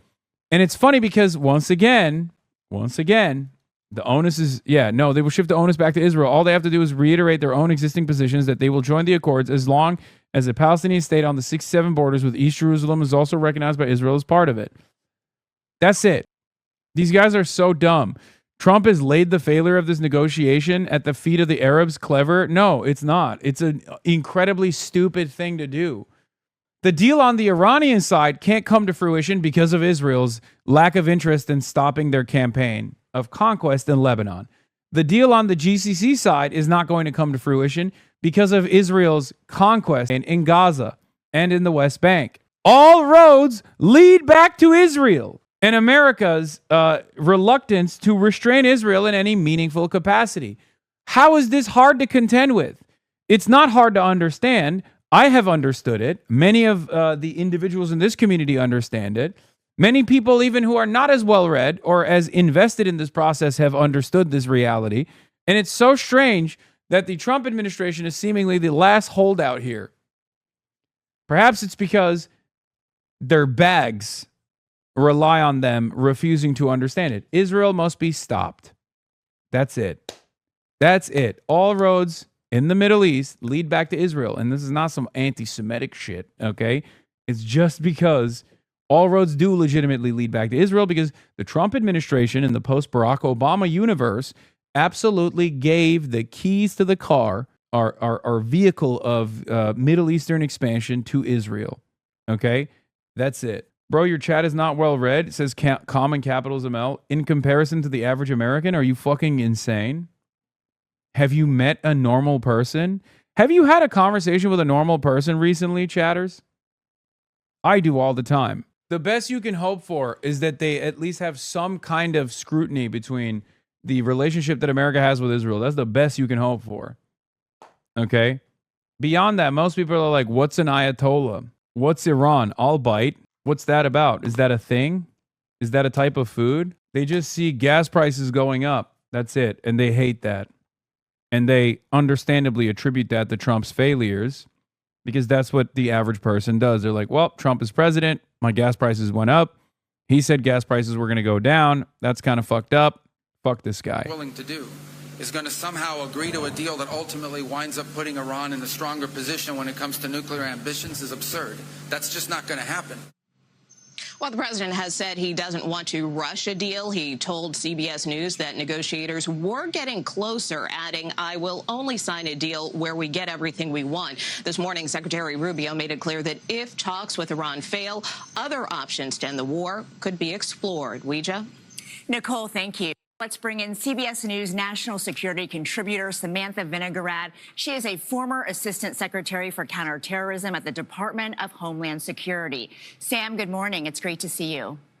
Good morning, Ouija. So a U.S. official tells CBS News that a deal is imminent. President Trump says, though, he doesn't want negotiators to rush into anything. And it feels like we've been in this very place for months now. So where are we? Well, Ouija, if anyone is waking up this morning with a sense of deja vu, they are not alone. We are both seemingly on the cusp of a deal, really term agreement that would open the Strait of Hormuz and really lay out a framework for negotiations on the thorny issue of Iran's nuclear program. But at the same time, President Trump and his officials are stating that military operations could resume if negotiations fall through. So it's unclear where we really are. But Ouija, having worked on these kinds of high-level negotiations for the U.S. government, including with the Iranians, I do want to emphasize that these ups and downs are not unusual. Negotiating with the Iranians is known to be a roller coaster. The 2015 Iran nuclear deal took 20 months to negotiate, and there were a lot of fits and starts. So it's not unusual that we see these ups and downs. It's just unusual it's all playing out so publicly. And Sam, based on the little information we know so far about this current framework, some Republicans, including Ted Cruz, Lindsey Graham, they're already criticizing President Trump because they say that this looks a lot like the deal that President Obama put together, that the U.S. entered, and then, of course, President Trump pulled out of. So what does the president have to do here to make it look different from that other deal? Well, while we don't know not only what President Trump wants from the Iranians this time, we also don't know what the Iranians will agree to in this round of negotiations. But if we look back at the 2015 nuclear deal, critics at the time focused on the fact that that deal only attacked the Iranian nuclear program. It did not, for example, address Iranians' missile capabilities, which were used to continue destabilizing the region.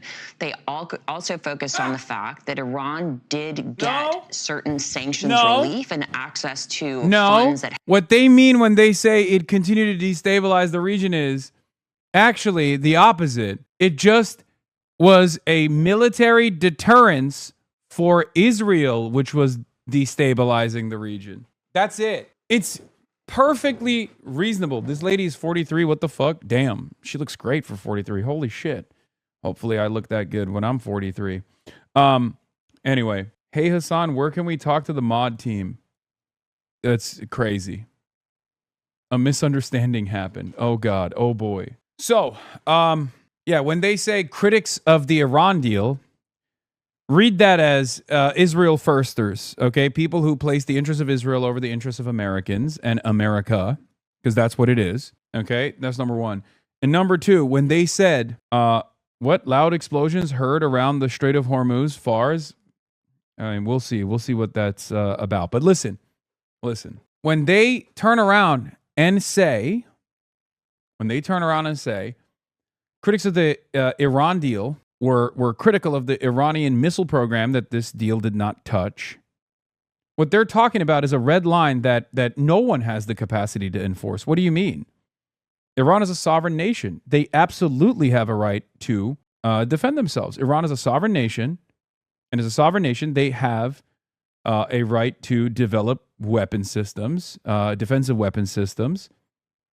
And the idea that they have to restrict their strike capabilities to like the idea that they have to restrict their strike capabilities to they have to limit their strike capabilities to like not be able to reach Israel is fucking bunk. It's ridiculous. Okay? It's unheard of. It's preposterous. What fucking country would say yes to that? Tom Barak, Türkiye'de Osmanlı millet sistemini savunduğu konuşmaları gördün mü? Erdoğan'ın Trump'tan legitimasi istediğini ve bunu ona verdiklerini bile söyledi. Bu konuda söyleyeceğim bir şey var mı? Yok. Ama Tom Barak tam yani Türkiye için adam yani öyle söyleyeyim. Vice's Shane Smith did a great interview with Iran's foreign minister. Yeah, I've heard about this. I don't think Trump wants a ceasefire going by this post. Thank you for your attention to this matter. Oh, God. I mean, pay no attention to Trump's posturing here, right? He posts increase. The posting belligerence metric has the opposite impact of what's going on the ground, usually. Okay? When Trump starts posting about how, death and destruction is imminent, that means that he's on the back foot. At least that's what we've seen. But who knows? Explosions reported near Sirik and Bandar Ejask in southern Iran. The sounds reportedly came from the Strait of Hormuz. I mean, I don't know what this means yet. Let's continue. Frozen abroad that critics claim the regime was using to continue to wreak havoc. And they also focused, when it came to the limits that the deal put on Iran's nuclear program, they focused on the fact that Iran was allowed to continue a very low level of enrichment of uranium that could be used for civilian purposes. So today, those critics probably want to see President Trump get the Iranians to agree to remove any vestige of its nuclear program, including its civilian nuclear program, from Iran, including its uranium and potentially plutonium enrichment capabilities, its research and development capabilities, its advanced machinery, and more. And they probably also want to see the deal include some focus on Iran's missile capabilities and no sanctions relief. All right, but Sam, we went from the president saying that the only acceptable terms were unconditional surrender to now negotiations and diplomacy. What leverage does the United States actually have to permanently keep the straits open and to eliminate Iran's nuclear capabilities?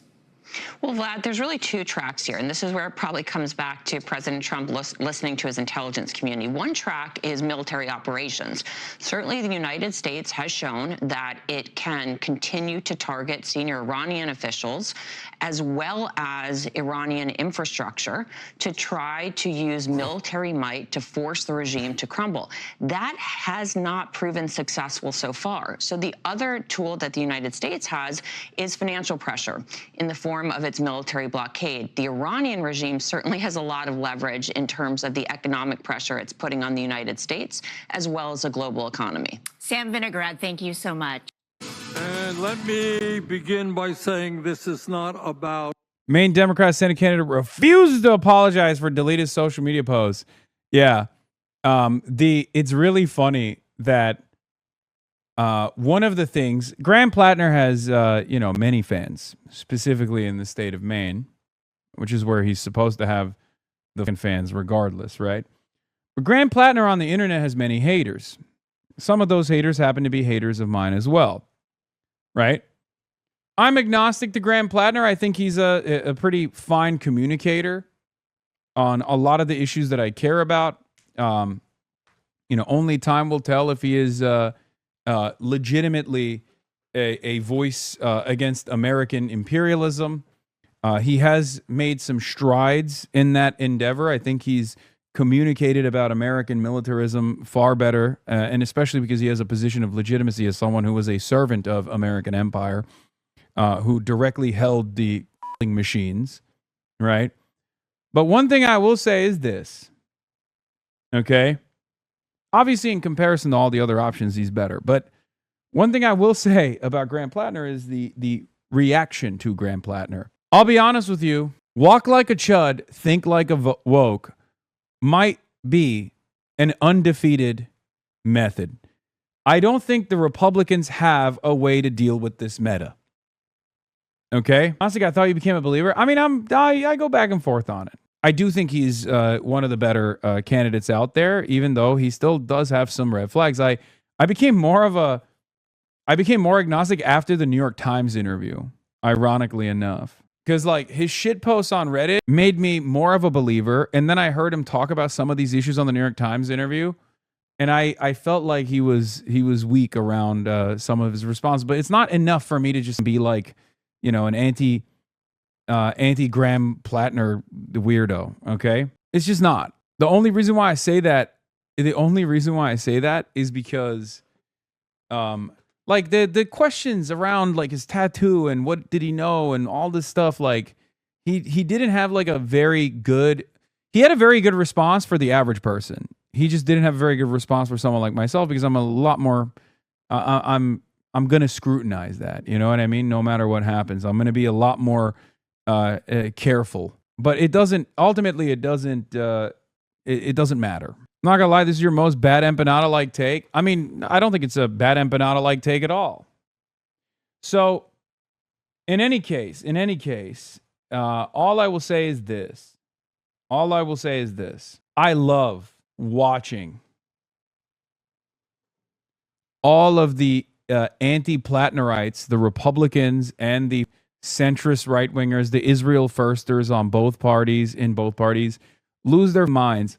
And they keep saying over and over again that Graham Plattner is a Nazi and that he's they're talking about Graham Plattner being they're literally doing the troop exploder meta. Liberals who have never found imperial conquest that they don't salivate over, okay, have now decided, Graham Plattner is a military a merchant. Like, he's a merchant of death.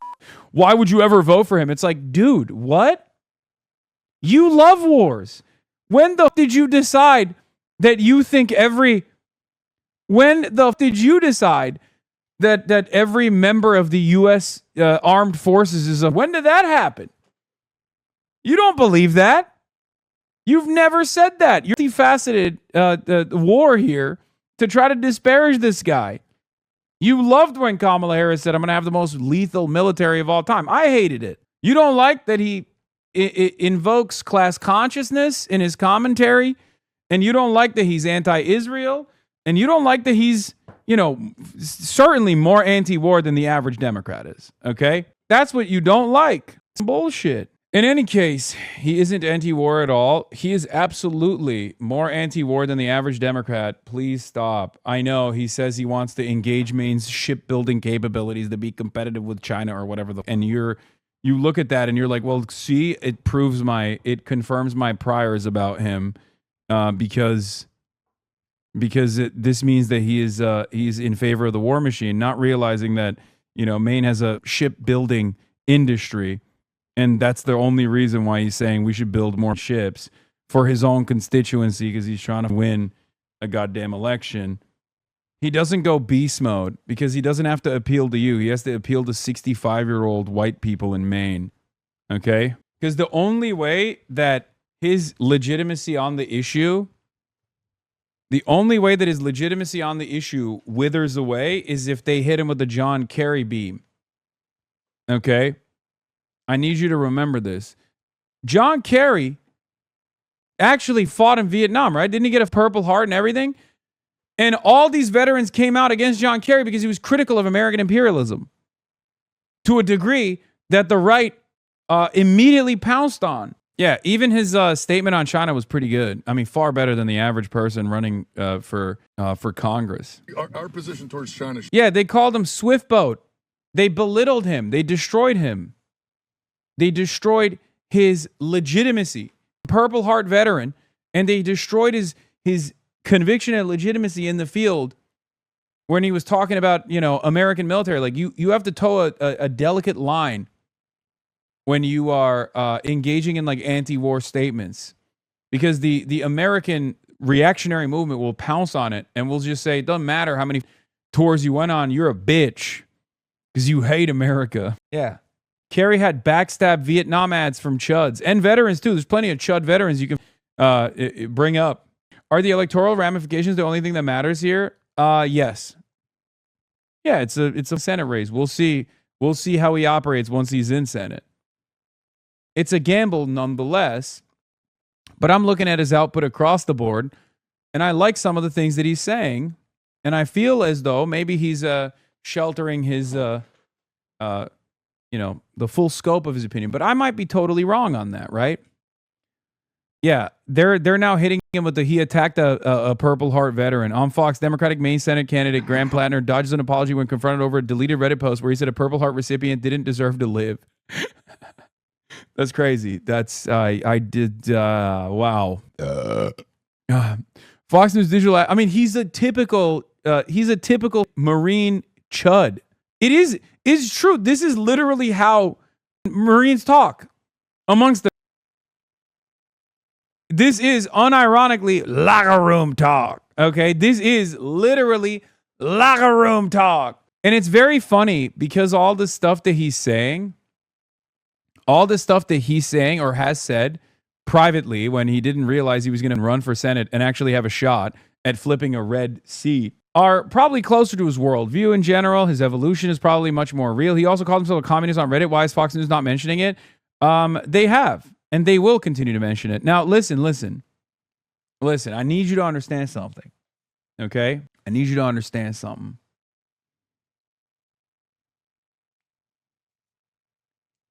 This kind of posture from the Republican side against the guy whose optics look like a chud, a real American hero, a Marine, unironically hurts the Republican movement, okay? That's it. Because the average hog that sees this guy and then sees some pussy-ass Republican, pussy-ass like hatchet man walk up to him and be like, why won't you apologize to the veterans, sir? Are going to be like, nah, I like this guy who's getting into his pickup truck who looks like a goddamn lobsterman. Post about the Purple Heart veteran, if you think you need to... Like, look, down to the pickup truck come on, man. Come on. When a hog sees this interaction, what do you think happens in the lizard brain of the hog? Do you think they find this guy more appealing? Or do you think they find the annoying journalist who's behaving in a manner not dissimilar to like a liberal journalist attacking a Republican? The image that they've seen over and over again, trying to foment a decency politics. You can't be indecent and wear it on your sleeve, which is what the Republican reactionary movement has done for a decade to genuine success, and then turn around and be like, oh, well, where is the decency, sir? You can't do that. You can't do that. Especially when the guy you're trying to do that to looks like one of your own. This is a new media environment that you created where the permission structure has expanded. You can't try to lean in because now it's no longer a race between Democrat versus Democrat. It's a race between Republicans versus Democrats. So the most Democrats are going to be like, I don't give a shit. I'll vote for a ham sandwich over a Republican. What the fuck are you talking about? Really? We're going to unseat a Republican? That's a major W. We're getting in there. So now if you're trying to tackle the independents or the people who are in the center, you can't engage in decency politics. Like, what about the optics, sir? Especially when the optics absolutely favor the guy with the fattest mustache you've ever seen who looks like a chud. I was wondering if you regret the post about the Purple Heart veteran, if you think you need to apologize to him. Look at him. I'm putting my local LaCroix style seltzer beverages in the back of my pickup truck. That's dusty as fuck. Hold on. Oh, you guys don't give me a moment of respite. What liberal arts college you graduate from, pussy? What happened? What liberal arts college did you graduate from, huh? Get the fuck out of here. Toyota Tundra, though, doesn't drive American? No, that gives them more fucking legitimacy. Are you kidding me? Hogs don't play around about their trucks. They have no fucking loyalty to Ford like that. They just get the Fords because they're the least costly alternative, but they respect Toyota Tundras. What's the matter? Can't take a joke? Is that what they taught you in Oberlin? Huh? Pussy? What you would say to voters who might be upset by it? I did 4 tours of the infantry. Any attempt to say that I disrespect veterans is slanderous and offensive. Do you think you owe them an apology? I do. Do you know how many of my friends had Purple Hearts? Do you know how many of my friends got wounded? I'm sure a lot. Yeah, a lot of them. I do. Thank you. I was wondering if you... See, even the hog reporter has no response. This is because they're not experienced in being woke libtards. That's the thing, because they're hitting him with a libtard angle, right? They're like, excuse me, why won't you apologize for this? Blah, blah, blah. This post you posted, I don't like your post. Why don't you apologize? A real one would say, well, do you think your friends deserve to get shot in the same manner that you? Oh God, why am I giving them pointers? Would you speak with your friends in the same manner? Would you say that your friends deserve to get shot and wounded while they were getting their Purple Hearts in the same way that you said about this other guy? Is what you would say if you are actually truly libtarded, okay? You're not. You don't know. You don't know how to be a proper libtard. Admit you were wrong about truck brands, though. About the Purple Heart. No, I think hogs respect Toyota Tundras. What do you mean? They don't care. This is a real fucking machine for a real working man. The fuck are you talking about? They are literally watching. Stop giving them pointers. You know what's really funny? Would be interested to find out if his parents bought that Toyota Tundra for him. So that's the other thing. Okay?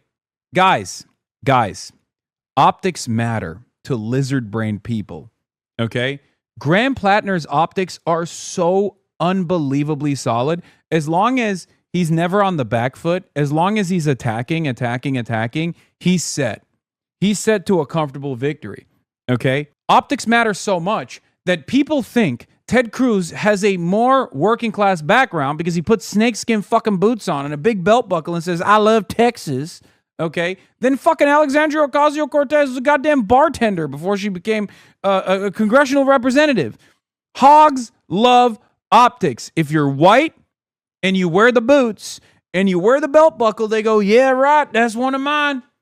They don't look at a Canadian Cuban that graduated from fucking Harvard who has spent his entire life defending corporations as anything but a real ass working class individual because he has the optics. Okay? V8 Tundras have like a cult like following. They're widely considered one of the last great work trucks. Yeah. And the Tundras are silly, for the record. It's the Toyota's ambitions into eating away at the Ford market share. The Tundra should not exist. I'll be honest. It's disgusting. It's nasty, but all the fucking hogs love that shit for the very same reasons why I think it's an unnecessarily large vehicle. Okay? If we're having a real conversation, the Hilux clears. Unfortunately, in the United States of America, though, all of the fucking pickup trucks, all the work trucks are far larger than they're supposed to be. You're wrong. It's too big. It's straight up too big. Too fucking big. Shut your coastal ass up. Libtard Tundras are great. I mean, they're great in comparison to a 250 or a 150, but still. Anyway, and they're reliable. I'm just saying that Toyota made those specifically for the American market. They don't need to be that big. They're just making it. They're making it so that Americans buy it, and they do, and they love it. All right. What about the Tacomas? Look at the size of the Tacoma over the last 2 decades, or over the last decade, and you will understand my gripe with both the Hilux and also, or not the Hilux, sorry, of the Tacoma and the Tundra. They have grown so much in size to compete with the American cafe standard violating work trucks that have also grown in size nonstop. You should have bought this. Oh my God. This is the dream truck. What the fuck? New live at Bring It Trailer Auctions, 1996 Toyota Hilux SSR Crew Cab Turbo Diesel. Oh my fucking God. Oh my God, I need this. Comparison. Anyway, Ryan Grimm says Republican political consultants think there's no way that a guy who did a decade plus in the military and 4 combat tours deserves or can afford a decent truck. I guess nice trucks are reserved for political consultants paid for giving extremely bad political advice. Am I the only one irritated he's getting harassed on Memorial Day weekend? Like, what the fuck? See? That's the other thing. See? Walk like a chud, think like a woke, unfucking defeated. All right, now let's look at the Fox News chirpers that are basically repeating the same exact bullshit that you're hearing from the Israel First Democrats who hate Graham Plattner as well. Bernie, it's not even about Troy or Graham. It is about every person in this room. Because I can't do what has to be done. Graham can't do it. Troy can't do it. The only way we're going to bring about the changes that this country needs is when all of us stand together and fight back. Vermont Senator Bernie Sanders hitting the campaign trail with Graham Plattner. This one day after Fox News Digital caught up with the controversial Maine Senate candidate to ask if he had any regrets for appearing to slam a Purple Heart recipient online, saying the wounded soldier was, quote, dumb and didn't deserve to live. Caroline Elliott with more from right here in the Big Apple. Caroline. Yeah, Kevin. Well, this is a U.S. Senate candidate up in the polls and projected to win in November, but he's facing a lot of backlash from past comments he made on his now infamous Reddit account. So by now, we've heard about the Nazi tattoo and what he said he likes to do in a porta potty. But in the latest comment getting attention, he said this about a U.S. soldier. He called him dumb, and then I can't say the rest of that on TV. And he also went on to say that the soldier did not deserve to live. This comment was apparently made about Ted Daniels, who was shot by the Taliban 4 times and then later honored as a Purple Heart recipient. Over the weekend, Fox News Digital asked Plattner if he felt he should apologize for those comments, and here's what he had to say. I did 4 tours of the infantry. Any attempt to say that I disrespect veterans is slanderous and offensive. Do you think you owe him an apology? I think he should have just ended it there. He said, I did 4 tours in the infantry, brother, and then slammed the door on his face and then moved on. You know? Do you know how many of my friends had Purple Hearts? Do you know how many of my friends got wounded? Plattner, who served as a Marine and Army veteran, has admitted to owning that Reddit account P Hustle, and he has apologized for some past calling white. I mean, he's trying to clean up his act, but his potty mouth doesn't help, but he looks better, says my mom. See, it's working, okay? It's working. Don't worry. When I figure out how not to curse, oh my God, I'm going to be undefeated. I'm going to be undefeated. Rural Americans racist and stupid. Plattner has said these past comments are tied to his PTSD from his time in the military, and on top of that, he reportedly said he was drunk when he posted. Kevin. Caroline, thank you so much. We appreciate that. And now, thank you. Let's bring in Washington Times editor-at-large, Alex Sawyer. Alex, thank you for being here. Before we get started here, I want to play something that our own Joey Jones said last night in response to what Graham Plattner said to Fox News Digital. Take a listen. A lot of frustration and a lot of dark, crass humor that we use to get through a rough time. What's also necessary is discernment. Knowing where to say it. And when you're called out for it because you're so stupid that you put this stuff out on social media, then you better stand your toe on the line and answer for it, and don't hide behind the Purple Hearts of your veterans or the deployments that you had the honor to. Seem kind of emotional, buddy. Kind of feels like it's this is a vet versus vet violence that's taking place here. Go on. So, I mean, he had a lot to say, too. It's worth watching. You know, Graham Plattner right now is leading political group Susan Collins in Maine. And you can see the response that comes from the things he said, but it doesn't seem to be moving the needle. No, but I don't trust the main polls. I think it's very, very important to remind people out there that Susan Collins was down in polls the same percentage points, I think anywhere from 4 points to 7 points in 2020, when it was, I think, Sarah Gideon that was getting all the coverage. So, you know, I'm hesitant to buy into these poll numbers at all coming out of Maine. In terms of what Joey Jones Collins said, I think it was very similar to what we've heard from, I think it was Rob O'Neill, others who have come forward and said there's no excuse for these types of comments. Blaming PTSD is a cop-out. There was one response that maybe, you know, veterans say things like this because they're jealous that their own service wasn't getting the coverage that others did. I'm not sure if that's really what's at play here, or if Plattner is trying to get, you know, some press for his own military benefits, because the state of Maine, it's one of the top 6, I think it is, for veterans voting adults. I think it's like 6 to 10% of the voting population is. Yeah, okay. One's a vet, the other is Susan Collins. Who are they going to vote for, you think? Oh, it's so good. It's so fucking good. Oh, God. I'm sorry. I don't want to gloat because the Republicans are vicious, and I'm sure they'll pull out all the stops. And this is what they've been trying.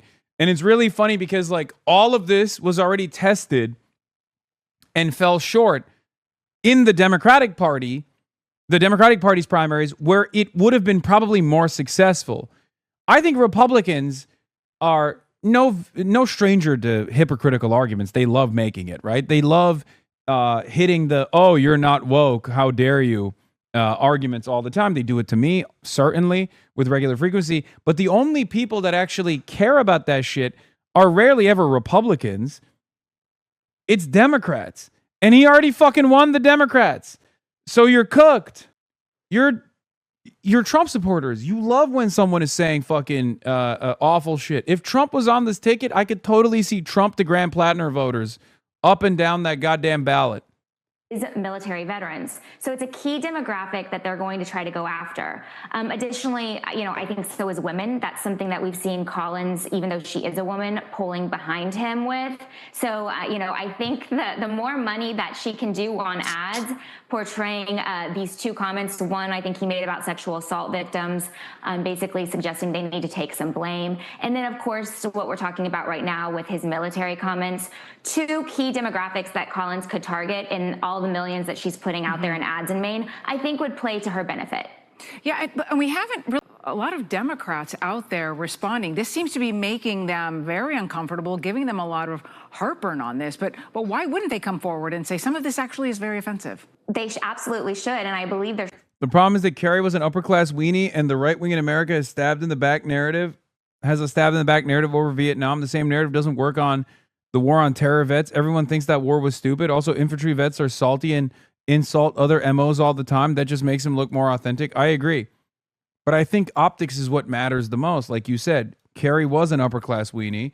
Graham Plattner is not. And they're trying to present him as an upper class weenie all the time for that same reason. They're like, oh, well, his parents are rich. His parents are wealthy. None of it fucking matters, though, because he doesn't look the part. He looks like the kind of guy who would say slurs. Kerry always looked like the kind of guy who would get mad at you if you said slurs. To the average voter, they like him. For that reason, they're like, oh, hell yeah, this guy's... Like, they find that juxtaposition of look like a chud, think like a woke to be catnip. They love that shit. Calls from people like Senator Schumer, Senator Elizabeth Warren to come forward and withdraw their endorsements of Plattner. You know, I don't know, I can't speak to this Democratic Party. It's head scratching to me that as our popular vote showed in 2024, the country went to the right, but we keep seeing even Democrats in Maine nominate someone who's further and further to the left. Janet Mills would have been a more moderate candidate. You would have seen people like Schumer, I think, getting behind her more so than what we see with Plattner. But nonetheless, they're all coalescing together despite these horrendous comments. And he keeps coming to the point that he said... I think his R-word apology did more harm than him actually saying it. Well, he was running in the Democratic Party primary at that point. So he had to... That's the only constituency that may or may not care about that. But I think his like apologies for his, you know, past mistakes and his like past statements actually played well, because it really hammed up the idea that like this is a guy who's like seeking accountability. My policy is don't fucking apologize for anything in this new media environment. Only do it if you genuinely feel like, only do it if you're doing it for yourself. If I was a political consultant, okay, which I'm not, I would literally always tell candidates, never apologize, double down, who cares? It literally doesn't matter. It doesn't matter. No one cares. I do it all the fucking time. And let me tell you, as someone who apologizes all the goddamn time, people don't give a shit.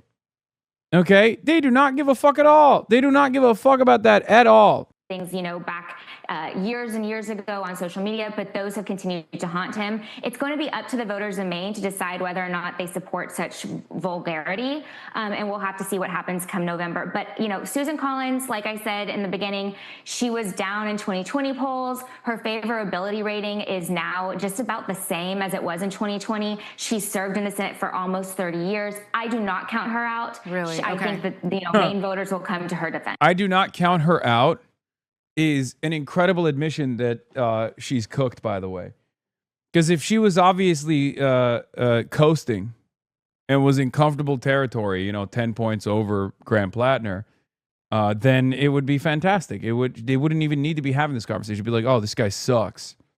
Yeah, my neighbor voted for Trump 3 times, had a big Trump flag. Now he hates him for starting wars, defeating Thomas Massie, and shunning Marjorie Taylor Greene. He thought Plattner was a commie, but started watching videos of his speeches and was like, this guy's for the people. He asked me for a sign. Republicans running around being like, I can't believe a political candidate would be so vulgar is fucking hilarious to me. I will never get over that. Donald Trump is your president. Donald Trump is the president. He is the guy who invented vulgarity at the bully pulpit. Every other former president, no matter how vulgar they might have been behind closed doors, never entertained saying such vulgar shit on the main stage.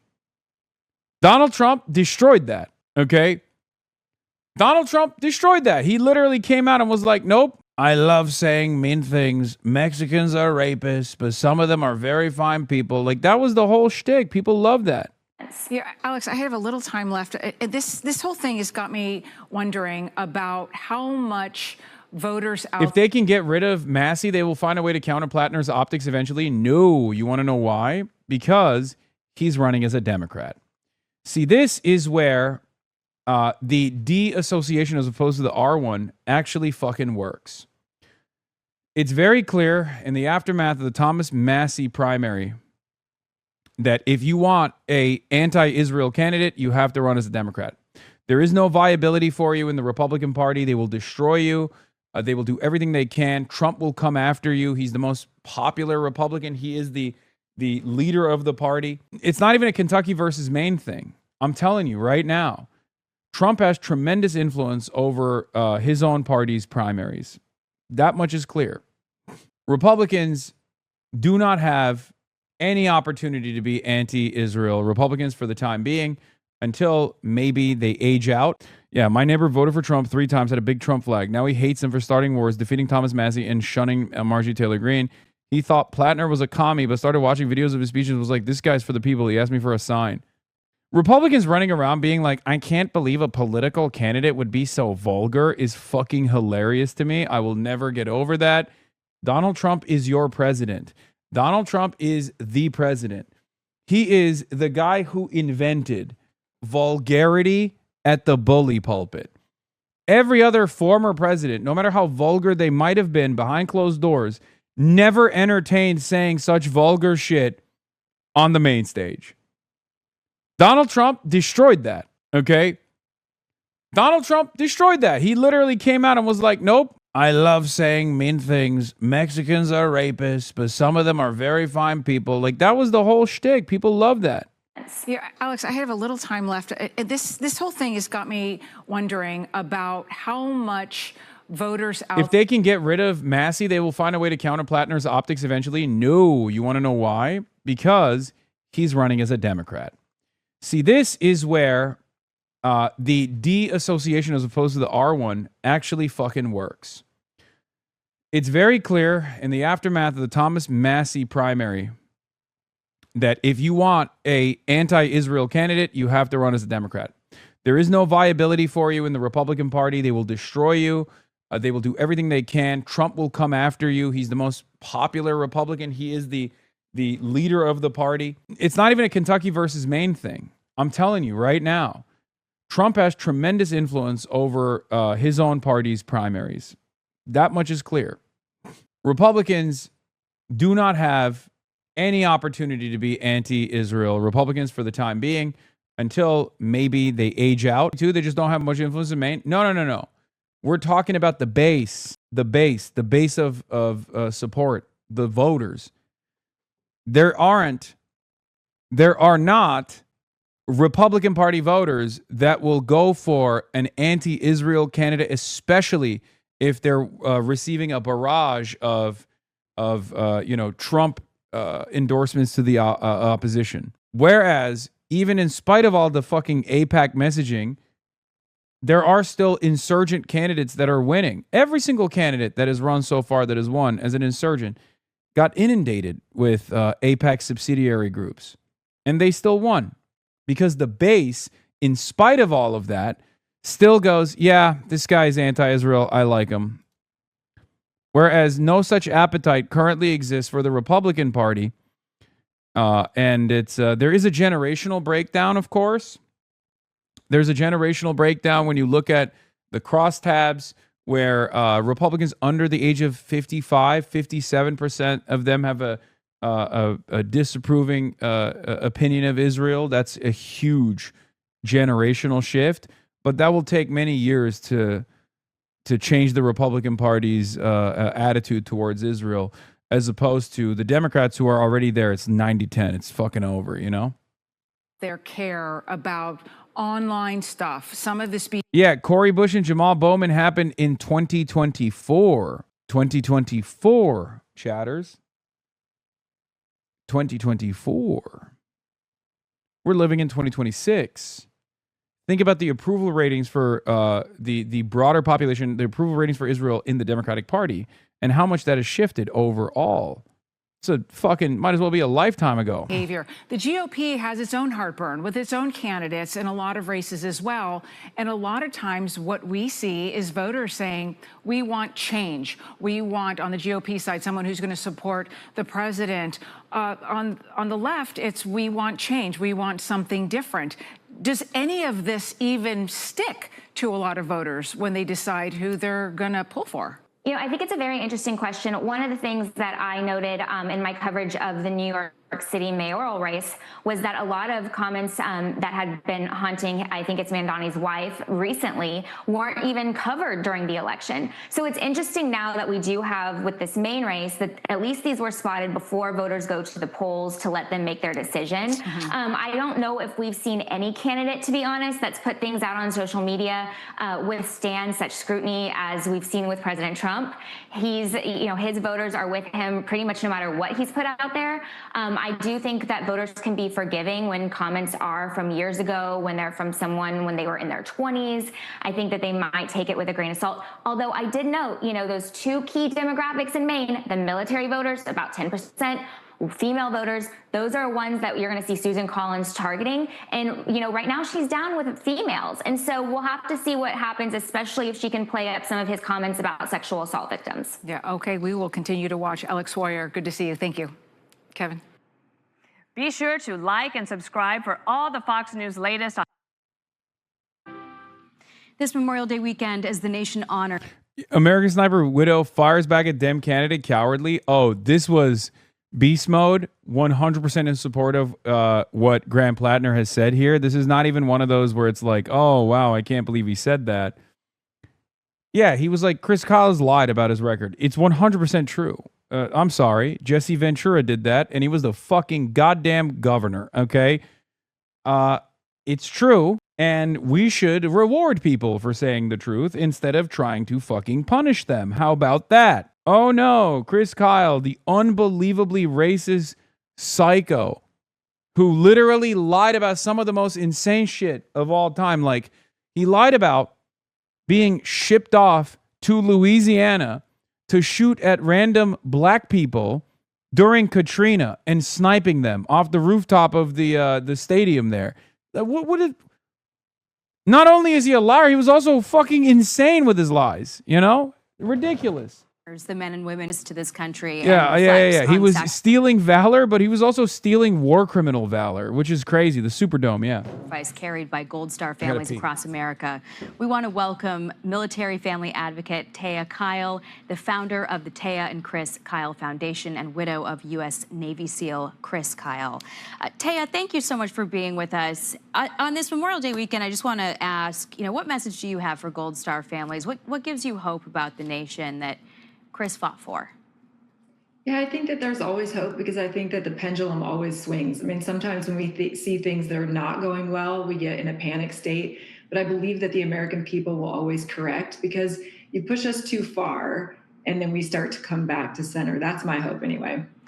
Your husband has been in the news lately, your late husband, after Maine Senate candidate Graham Plattner suggested that he, in his role as a legendary American sniper, shot innocent civilians in Iraq to inflate his kill numbers.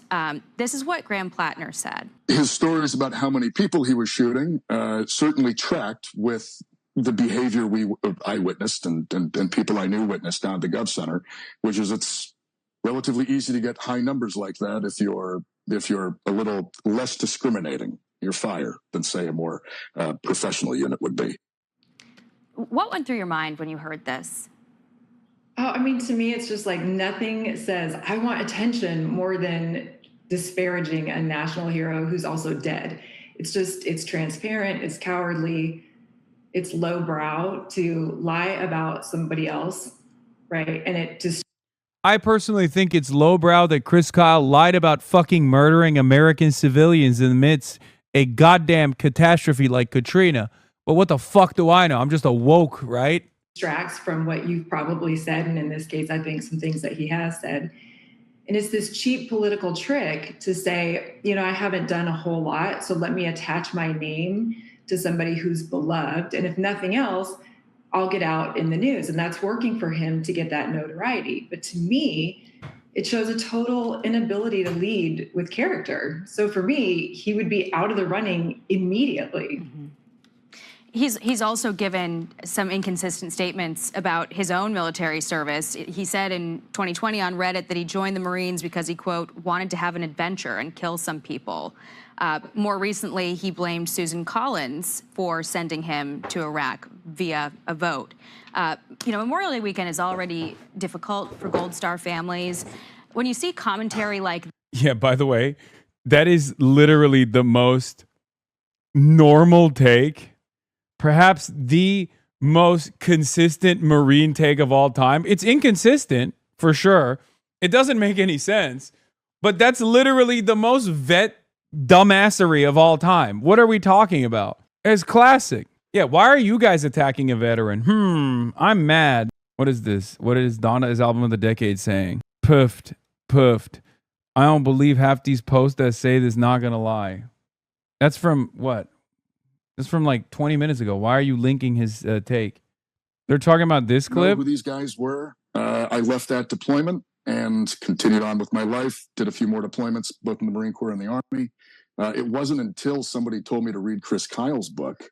His stories about how many people he was shooting certainly tracked with the behavior I witnessed and people I knew witnessed down at the Gov Center, which is it's relatively easy to get high numbers like that if you're a little less discriminating. You're fire than, say, a more...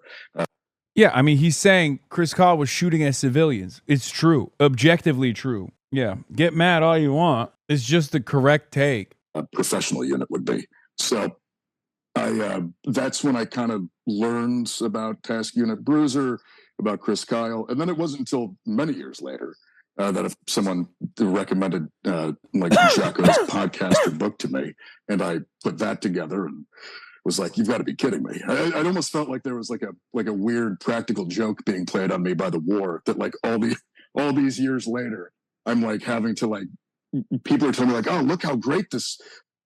Do you think people even like or remember Chris Kyle? Yes, they do. I mean, there was a fucking movie about his life that also, whitewashed his record and whatnot. But yeah, ultimately everything he's saying is correct. this guy is. These guys are amazing heroes, this whole incredible thing, the paragon of leadership. And I'm just sitting there like, am I living in like an alternate reality? Because this is the exact opposite of my experience. By the way, there's also this like weird, this weird concept of like a monolithic veteran idea. This monolithic veteran ideal, where they all venerate Chris Kyle or whatever. Jesse Ventura is another guy who also famously, Navy SEAL, famously shit on Chris Kyle. For good reason. Chris Kyle lied about like beating his ass in his book, and he had issues with that, and he fucking sued this lady, the widow of Chris Kyle. Well, not the lady, but like insurance protected, obviously, her money, but ultimately he sued and won. And also the idea that like all veterans are chuds across the board and they just like love everything that they did and they can never become like anti-imperialists is wrong. Yeah, he sued the estate and he fucking won. And he was uncompromising, unyielding. Ventura is a lion for that, for many reasons. This from a public figure, someone who wants to go into elected office. Does it make it? Oh, are we having this argument again? No, not even. We're not having this argument again. This is this is something that I fundamentally believe, that I've always fucking defended over and over again. And every now and then there's a new contingency of people who are, troop exploder, edgy leftists, like, ooh, I'm so radical, I'm so edgy, that take away, like that have an understandable moral position about American militarism, American imperialism that I agree with, okay? But then will attribute all of that to the individuals across the board without factoring in social conditioning or people's capacity to change. It's fucking annoying, and I don't like it. I don't play that game at all. I feel like everyone can be socially rehabilitated, and yes, even fucking war criminals can do so, okay? Stop using radical as a pejorative. I mean, I'm a radical. The fuck do you mean stop using radical as a pejorative? Anyway, we can't be doing that right now. I'm under tremendous attack from some of the most reactionary forces in this country, okay? Harder. Yeah, and you know what? I think my family and I, my kids and I, we'd love to get on here and say it doesn't matter when people say things like that, and we're over it, and we understand that it's just these cheap political tricks. But the truth is, it does hurt. You know, my kids are 21 and 20. They're grown adults, and I wish I could tell you that it doesn't hurt, but it does. I mean, if they have developed conscience at the age of 21, 23, they probably should be a little bit more offended about what their dad was literally saying. I'm sure that they don't feel that way. But like, I'm sorry, lying about murdering civilians on U.S. soil, like that are going through one of the worst fucking natural disasters of all time, is kind of a red line for me. Okay? This is beyond all of the sniping incidents that he had when he was deployed. Like, it's clear that he wasn't the best guy, okay? Sorry. And something like this, where it's so obvious to us that he didn't know him, that he's making things up, that it is the polar opposite of what Chris said and did, it cheapens it. I can't imagine anyone voting for somebody like that. I feel like it's so obvious, and you would hope that people do their research and see the things that he said online. Mm-hmm. Is there any evidence he did that? I genuinely didn't know. No, he didn't actually do it. He just lied about it. No, the government did not send Chris Kyle to go snipe black people during Katrina off the top of the Superdome. He just chose to lie about that, which to me implies you're not exactly the best guy around, okay? I just want to end with this. What do you want Americans to understand broadly about the sacrifices that military families make this Memorial Day weekend? Yeah, you know, I was looking at... For the record, some people did do that. That's legit. Some people actually did do that. It was just Chris Kyle didn't do that off the top of the Superdome. That's the other side of the story. That kind of like heinous crime did actually take place during Katrina. It just wasn't Chris Kyle being drop shipped into New Orleans so he could fucking shoot people off the Superdome. He didn't do that. It was the local police that did it. Numbers recently, and 7,000 military members have died in combat since 9/11. 30,000 have died by suicide. And half of those are intimate partner relationship problems are in the mix. I'm not blaming the marriage, but I know that the marriage needs to be served. And so our answer is the Taya and Chris Kyle Foundation, where we serve those military marriages. And it's our answer to remember the sacrifice well and prevent more sacrifice.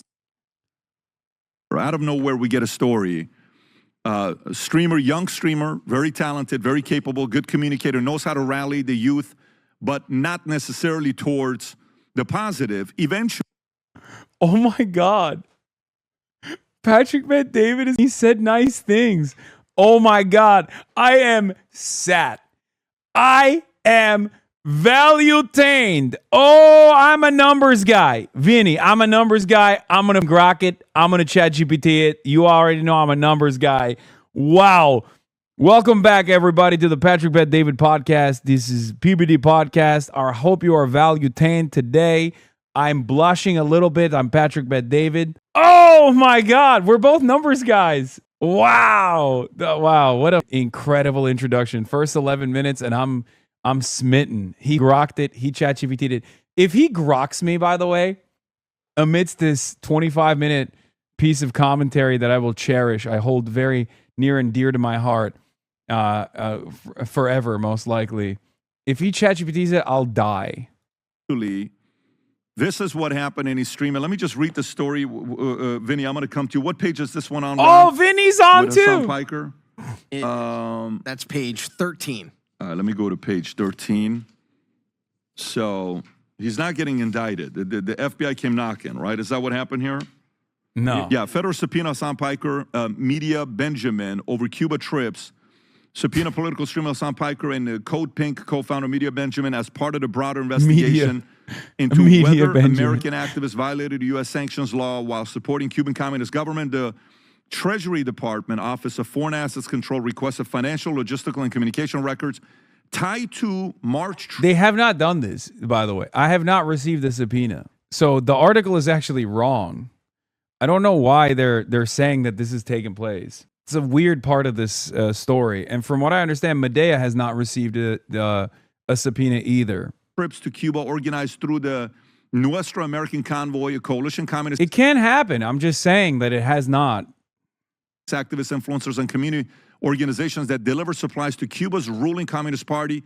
The investigation reportedly involves as many as 40 American citizens and forms of a larger federal effort targeting foreign influence operations tied to extremist movements, political violence, and organizations accused of promoting anti-U.S. narratives. Fox News Digital businessman Roy Singham allegedly funneled hundreds of millions of dollars into nonprofits promoting pro-China, pro-Cuba, and anti-American activism. Code Pink reportedly received more than $1 million after Singham, from Singham after his marriage to co-founder Jody Evans. Organizations tied to Convoy, Democratic Socialist America, the People's Forum, and the Venezuelan Brigade authorities investigated Cuban focus on sanctions violations. So anyways, Vinny, how big of a deal is this? Well, I mean, and again, we have to wait to see everything, but it just, like, the first thing that hit my head was, like, can you imagine being a wannabe, hardcore Marxist revolutionary and Hasan Piker, your Che Guevara, who's constantly bashing America, constantly crapping on capitalism, talking about imperialism, privilege, oppression, all that, how horrible this country is. Meanwhile, he's a multi-millionaire celebrity inside the very system that he claims to hate. And the second, Pat, the federal government applies a little bit of pressure. He's already read. We're 2 minutes in. He's 10 seconds into his commentary and he's already turned red. Why does Vinny hate me so much? I have yet. Oh, it's because he's a failed Twitch streamer. That's right. That was what it was. How did he start off mad? Yeah. He's like, why are we even talking about this piece of shit? I'm not even there and he's still butt mad. How? Vinny. He called you hardcore. He called you a celebrity. Yeah, we'll take those. We'll take those. Look at his neck veins, bro. Vinny's worried that if Patrick Bet-David ever meets me in person, it's over for him. Patrick is going to be like, Vinny, I'm sorry, but this guy, HasanAbi, this guy, he's just too good. We gotta switch him over. We gotta swap him. We gotta ChatGPT it. We gotta grok it. I'm a numbers guy, Vinny, and I think is clear. he's doing a better job. He's going to take your seat. He's a numbers guy. I'm a numbers guy. It's too good to be true. He wears a suit. Where is your suit, Vinny? He shows his true colors. And you know what it is? He ain't about that life. All right? Rob, if you I don't know where they're getting this from. Like what? I'm concerned for the future of this country. Not even just about myself. Obviously, I'm also concerned about myself, but like more so concerned for the future of this country, that this administration is actively targeting political dissidents with bullshit. Like, yeah, it's a pretty significant escalation from the government. Am I not supposed to voice my concern about this? Like the way that these guys have concocted their own universe of he's like terrified. It's like, I mean, I'm still doing the things that I was doing yesterday and the day prior. It's not like I shy away from criticizing the federal government, criticizing Trump. I'm not like, oh my God, Mr. President, I love you so much. Please don't do this to me. Like I've jokingly said that. It just doesn't make any sense that they're like, oh, he seems he's terrified. He's scared. He's reduced himself. He's not live anymore. By the way, a little bit of pressure. Bitch, it's the federal government of the United States of America. What do you mean a little bit of pressure? It's the most powerful country on the planet. What are we talking about? A little bit of pressure. want to play that that part of him, he's like look how shook he is. Go ahead. And I'm not going to lie to you guys.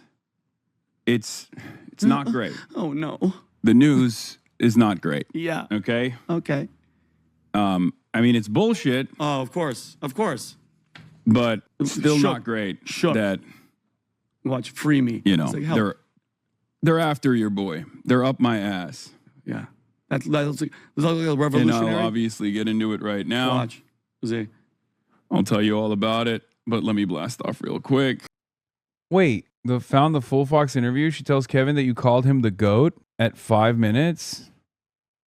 Okay, whatever. I don't care about that. Wait, is this because they just like don't understand that I'm like typing? Like they're reading into me typing a Twitter post as I just started the broadcast? That's what it is? That's where all of this controversy is coming from? The controversy that they're trying to cultivate here is that I was getting inundated with a bunch of messages in the chat while I'm live and also typing out my blast off meme. What the? Watch this. Does he say free me here? Free me. We will free you, brother. Yeah, free me. Free me. Okay. So by the way, Rob, no revolutionary speech, Pat. No rally cry. No. Like, what are you talking about? I'm doing my job. Yeah, every day I go live and I cover the news. Sometimes I happen to be the news. It is what it is. It happens quite frequently. None of this is an indication. What would be a clear-cut indication that I'm scared, okay, I'm terrified, I'm quivering, would be if I stopped doing what I'm doing, if I wasn't literally continuing to prop up candidates as I am doing today, you know what I mean, as I'm going to be doing next week, or by the end of this week, I'm going to be going to the Adam Hamawi rally in New Jersey. I haven't stopped. I like that they went from, like, they did this and they thought they would get like a reaction out of me and they couldn't get the reaction. So now they're just coping. Now they're inventing a reaction that did not exist. What kind of revolutionary speech would I have delivered here? A rally cry. If I were to do something like that, then they would be like, oh, look at how performative he is. I think I have a pretty, even-keeled approach to potentially being investigated by the federal government. It sucks. It's shitty. I'm more concerned not just about my own future, but I'm more concerned about the future of this country. I do care about the people that live here. I do care about due process. I care about the First Amendment. These are things I do care about. I know that these dickheads will never understand that, but I do care about these things. And I feel like this administration is coming after those things. They're trying to tackle due process. They're trying to destroy the First Amendment at the altar of Israel, mind you. Okay? They're trying to prosecute all political dissidents in this country. This is not what America is about. There have been dark periods of American history where they've done this, oftentimes to those of my ideological tendency, of course, whether it be McCarthyism and the Red Scare trials that took place. But ultimately, I am worried. Of course I'm worried. And you should be too. If you're in any way, shape, or form a defender of free speech as a matter of principle, you should be angry. Not angry at me necessarily, not gloating about what this administration is doing, but angry at the administration for doing it. The question always is this a country that you want to live in? Do you think this is a positive initiative? Or do you think this is the desperate attempts of an administration that recognizes unpopularity and wants to continue doing the unpopular things that it's been doing, and instead of reacting to the demands of the population and abiding by the spirit of democracy, choosing to prosecute dissidents to make it more difficult to actually criticize the government? Because that's what the administration is doing right now. And if you are an enjoyer of the First Amendment, you should be terrified, or at the very least as angry as I am, if not more angry. Stand firm on principle. Just free me, free me. I can't believe I'm saying that. That's like, what was I supposed to say there? This is such a strange thing because they just like clipped the intro. It's so strange. I gave a comprehensive breakdown of the entire thing and how silly and how stupid it is. Because he's not a he's upset that I'm doing an I Show Speed reference. Free him. Revolutionary. Free you. He's a champagne socialist who loves like the aesthetic of a revolution. Like, it sounds good, it's alluring, it's hot, it's sexy, right? But he likes that way more than the actual revolution itself, okay? Che Guevara is probably rolling in his grave right now. Mind you guys, let me remind you guys who Hasan Piker is. This guy said America deserved 9/11. He's doubled down, he's tripled down on it. He's talking about all the wars we do, we deserved it. Over 3,000 Americans dead, okay? Not soldiers, just Americans in the World Trade dead. Yeah, I didn't say that, but it's fine. In New York, he said we deserve that. Okay, this is that guy. Like, I didn't say it was good. That was not my position at all, but it's okay, whatever. This is him, Rob. Who's he sitting with here, Pat? Do you guys know who this girl is? I don't know who this female is. You guys know her, Adam? She's a social media, she's a pundit, whatever. Look at what he's talking about her. She talked about it. Play this clip. This is how he feels about Trump. You actually wrote about this, and it was a great video where you talked about Taylor Lorenz. Someone has to do it. Meaning Trump. Look at her. See, when I say that, everyone knows exactly what I mean. Yeah. Which is, I think that shows that there is a lot of anger, a lot of resentment, and untapped potential, untapped revolutionary potential, as a matter of fact. And it's a great opportunity for organizing, I think, in these. Dude, did you guys hear that? Untapped, like, revolution. Yeah. He's talking about, because she made the comment about killing the president of the United States, Taylor Lorenz, and this is the guy. And I think, Pat, I believe, allegedly, he might be one of these people that's getting money from a Turkey or getting money from the Middle East. These are the Trojan horse people that are poisoning the minds of the youth. Okay, so here's the thing. That's insane. I don't know if there's something genuinely wrong with the brains of Republicans. I guess yes. The answer is yes. Hold on, I'm moving some stuff around. My guest is here, Daria Lisa. But oh shit, I almost spilled. But what's frustrating about this is that speech is literally not about murdering the president, you idiot. I'm talking about how angry people are to the degree that they're saying that, which means there's an opportunity to push for change, necessary change in American society. Okay? That means that there are a lot of rudderless people that are frustrated with the system. It's crazy. I don't know why Republicans hear that and they just go, oh, he wants to murder every wealthy people. It's clear, or some shit like that. America. Also, I can't even go back to Turkey. Where the f is he's getting paid by Turkey shit coming from? Hates the country, praises 9/11, and then the moment the government tries to get on you and just is hinting at a subpoena, you turn into a little girl. Okay, and I love, Pat, that you mentioned Neville Roy Singham, Tom. He's the guy from China. This is the guy. Watch this guy closely, folks. Pat, $285 million into nonprofits, including the Hasan Piker company called the Code Pink, the place that he was hanging out with over there. So, and this is what's going to happen, Pat. You asked me what they're going to do. They're going to go through your financial records. They're going to go through your communications, your logistics, and whether you're working, abetting the communist regime of Cuba. Okay, and if that happens, guys, if you're peddling for a foreign nation, don't you have to register as a foreign agent? So I'm just saying, all the talk, and the moment it happens, bro, play that clip as well, Ron. Play that clip as well. Literally doesn't matter. He can prep with whoever he wants. He can prep with Benny Morris if he wants. There is no There is no what you support, question mark. No, I don't. I don't support the state of Israel. And I don't support the state of the United States of America. That's the 9/11 one, Pat? Yeah, Rob, that's the wrong. No, there is the There's 9/11 a clip where he says America deserves. He tripled down. What happened on 9/11, and he said something about capitalist blood. Oh yeah, let it blood like soak their effing them, put their blood in the streets. Pat, this is again all talk, all. Anyway, all right, Daria Lees is here, everybody. Okay. Hello. 1 second. Let's get. But I'm going to change the. I'm gonna. Okay. All right. Can you guys hear us? I believe it should be perfect now. Hey everyone. Okay. Hi. Hi. Welcome to the broadcast. Sorry, Thanks for having me. This is an interesting time to have you on, as I am in the crosshairs of the federal government, it seems.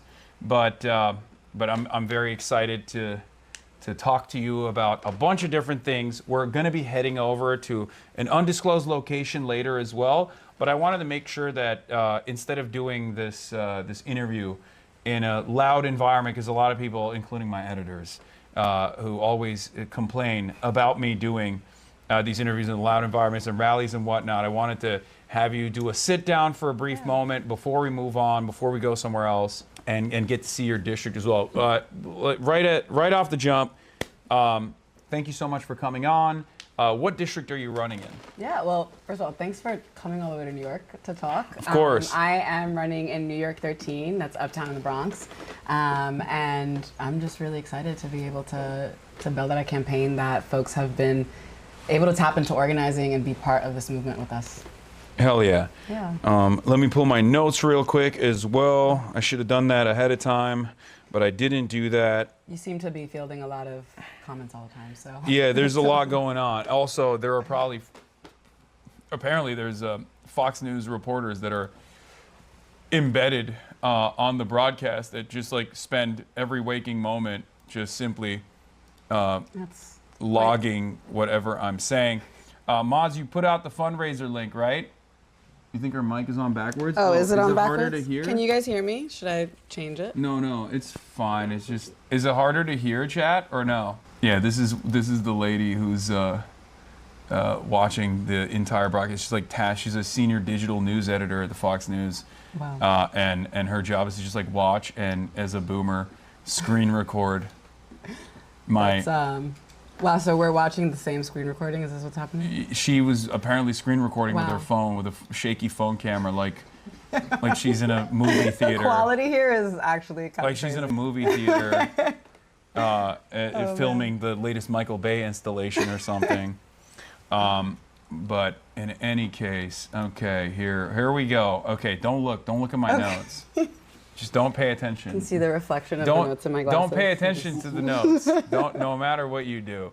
Darlisa Villa Chevalier, am I saying that right? You are. Okay, is in the building. Palestine organizer running for New York 13. It's a D+32 district in Upper Manhattan and West Bronx.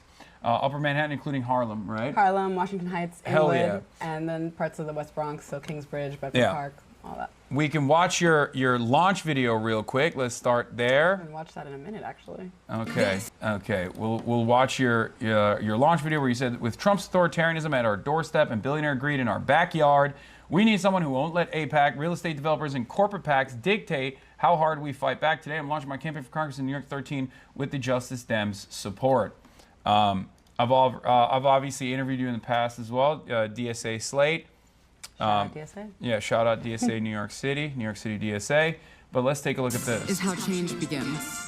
It doesn't roll in on the wheels of inevitability. We have to make it happen.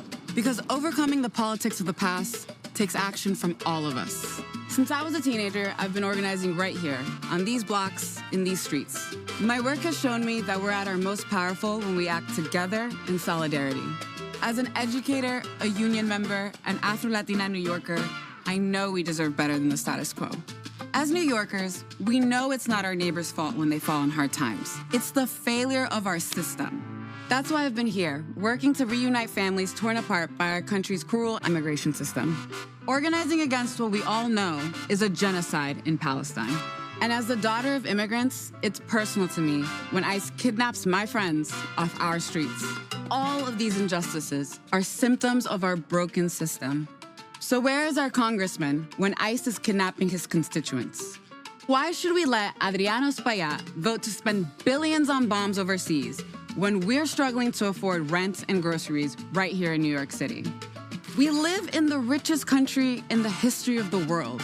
It's never been that our government lacks the resources to help us.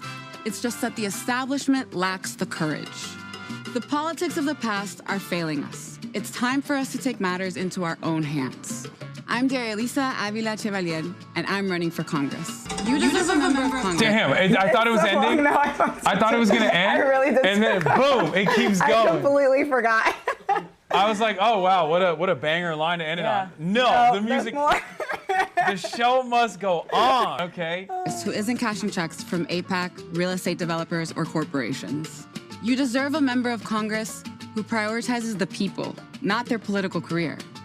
The era of machine politics ends now. Our campaign is backed by Justice Democrats. Keep going. We had a lot to pack into 2 minutes. That's so funny. It's like it ends now, and then the music stops. It keeps going. And then you're like, no, there's more. There's more. Damn. Powered by people just like you. For too long, we've been told that change will come tomorrow. To echo our ancestors who once stood right here, we're now faced with the fact that tomorrow is today. So join us today, because on our campaign, we're not waiting for tomorrow any longer. Okay, I think it's actually done now. Okay, boom. All right.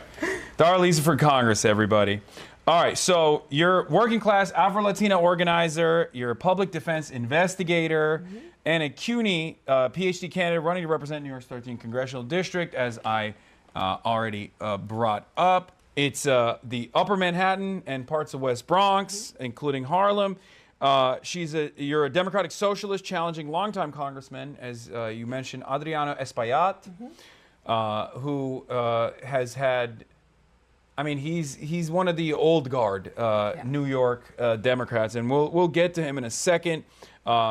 You're championing affordability, immigration, labor, and America's.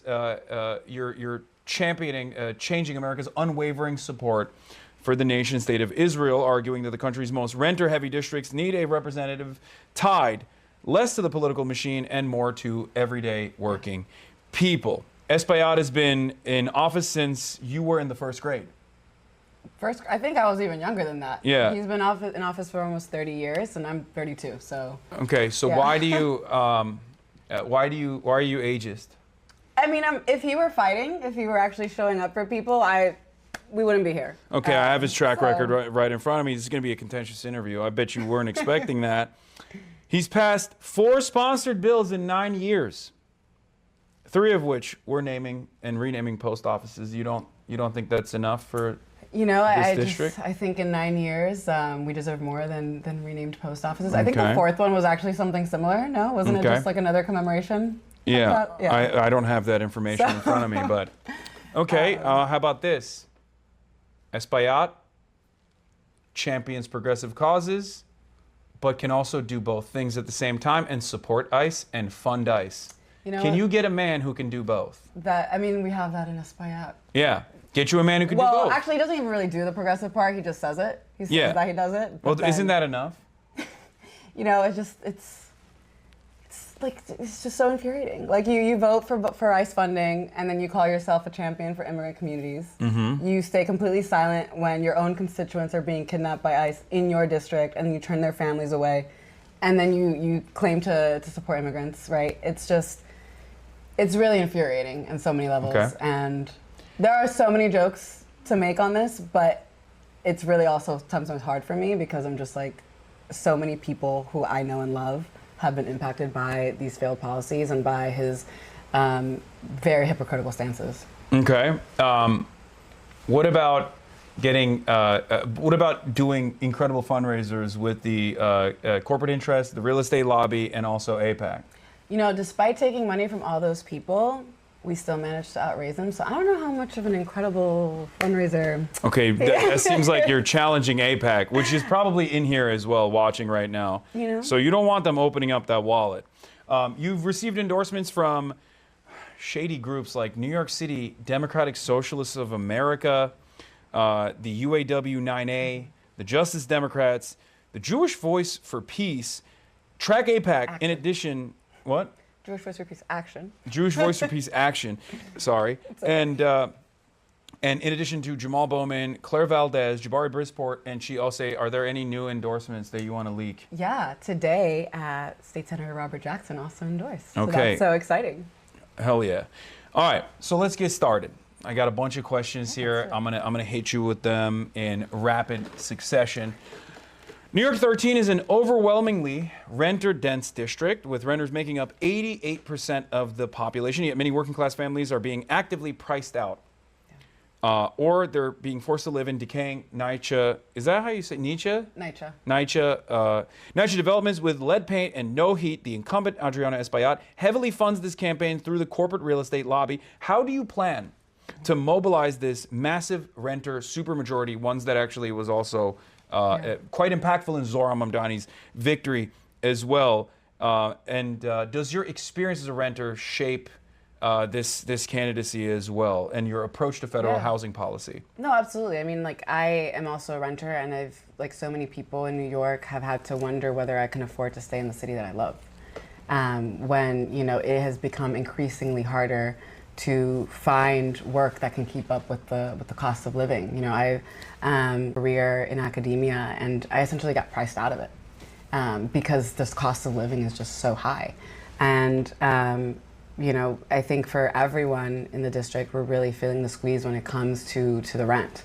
It costs $4,000 for a 2-bedroom in Harlem or Washington Heights. Damn. And this is like the second poorest district, not only in New York State, but by some measures in the country. So where the median, $4,000 a month is just insane. And that's what's considered like affordable. People are naming that affordable housing. And, you know, I think it's just, like the human cost of that is that people are living on the street. It's that people are moving away. I have so many friends who have moved away from uptown into either other parts of the city or to just other parts of the country because they just simply can't afford to stay. Yeah. And what that means too for so many elders is that who are living on a fixed income is that their rents are going up and then they have nowhere to go. That their kids are moving away and then their whole support system is gone because their kids want to raise their kids but can't afford to do it in New York. Why do you hate mom and pop landlords who own upwards of 10,000 units in New York City that are trying to make ends meet and purchase their second yacht? You know, because they treat our homes as though it's just like a calculation of how much money they can leech out of our communities. Don't you know that they're working really hard to paint over all of the outlets that no longer work with the landlord special white paint? The lead paint that is chipping out of it. From lead is good, from what I understand. If you want to understand if you want to understand the mentality of Gen X, if you can't beat them, you got to join them. And it's the lead poison generation. So I say, you know, I thought we were the microplastics generation. We're the microplastics generation, which is making us woke and gay. Okay. They're the lead poison generation, which is making them unbelievably reactionary, angry all the time, and Trump supporters. So I suggest I have a healthy diet of lead paint chips that I eat just to get on in the morning, so I can understand the plight of the empathy. The plight of the Gen Xer. In the first quarter of 2026, you became the first challenger to ever outraise Espaillat, pulling in $270,000 to his $230,000. Beast mode, by the way. Thank you. Entirely through grassroots donations. Can I hold a couple dollars? I'm in some legal trouble. You know, we're really trying to build out this grassroots campaign, and every single dollar counts, especially because we already know AIPAC is in this race. And we can beat them. I know that we can. We just need the power of the people. So if you got a couple dollars, you want to throw into a campaign that's trying to take out AIPAC and corporate funded incumbent, you can support us. But also, you know, if you live in the district, if you live in New York, come out, come canvass, and that will really go a long way. What do you think that says about the way that Espaillat has operated as a legislator, that he's so beholden to corporate interests as opposed to you being beholden to your grassroots donors? I mean, I think it's reflective of a politic that is really where money has an outsized influence on our democracy, right? The fact that you know, our politicians really make a lot of decisions based off of like how are they going to fundraise for their next election, right? Whether or not their donors are going to continue to give to them year after year as they run.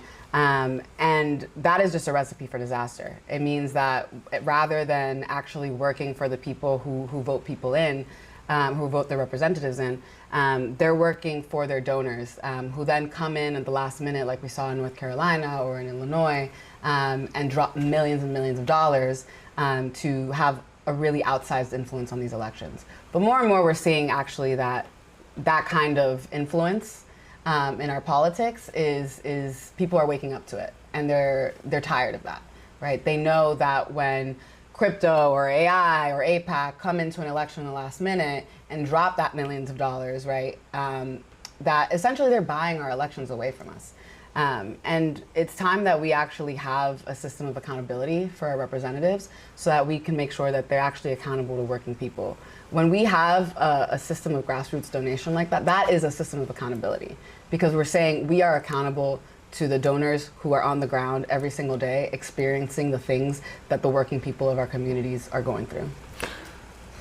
We talked about your opponent, the incumbent, Adriana Espaillat's track record. Yes, you were right, by the way. It was 4 bills in 9 years. 3 of them were renaming post offices, and then one of them was actually a commemoration of, or one was for a commemorative historical site.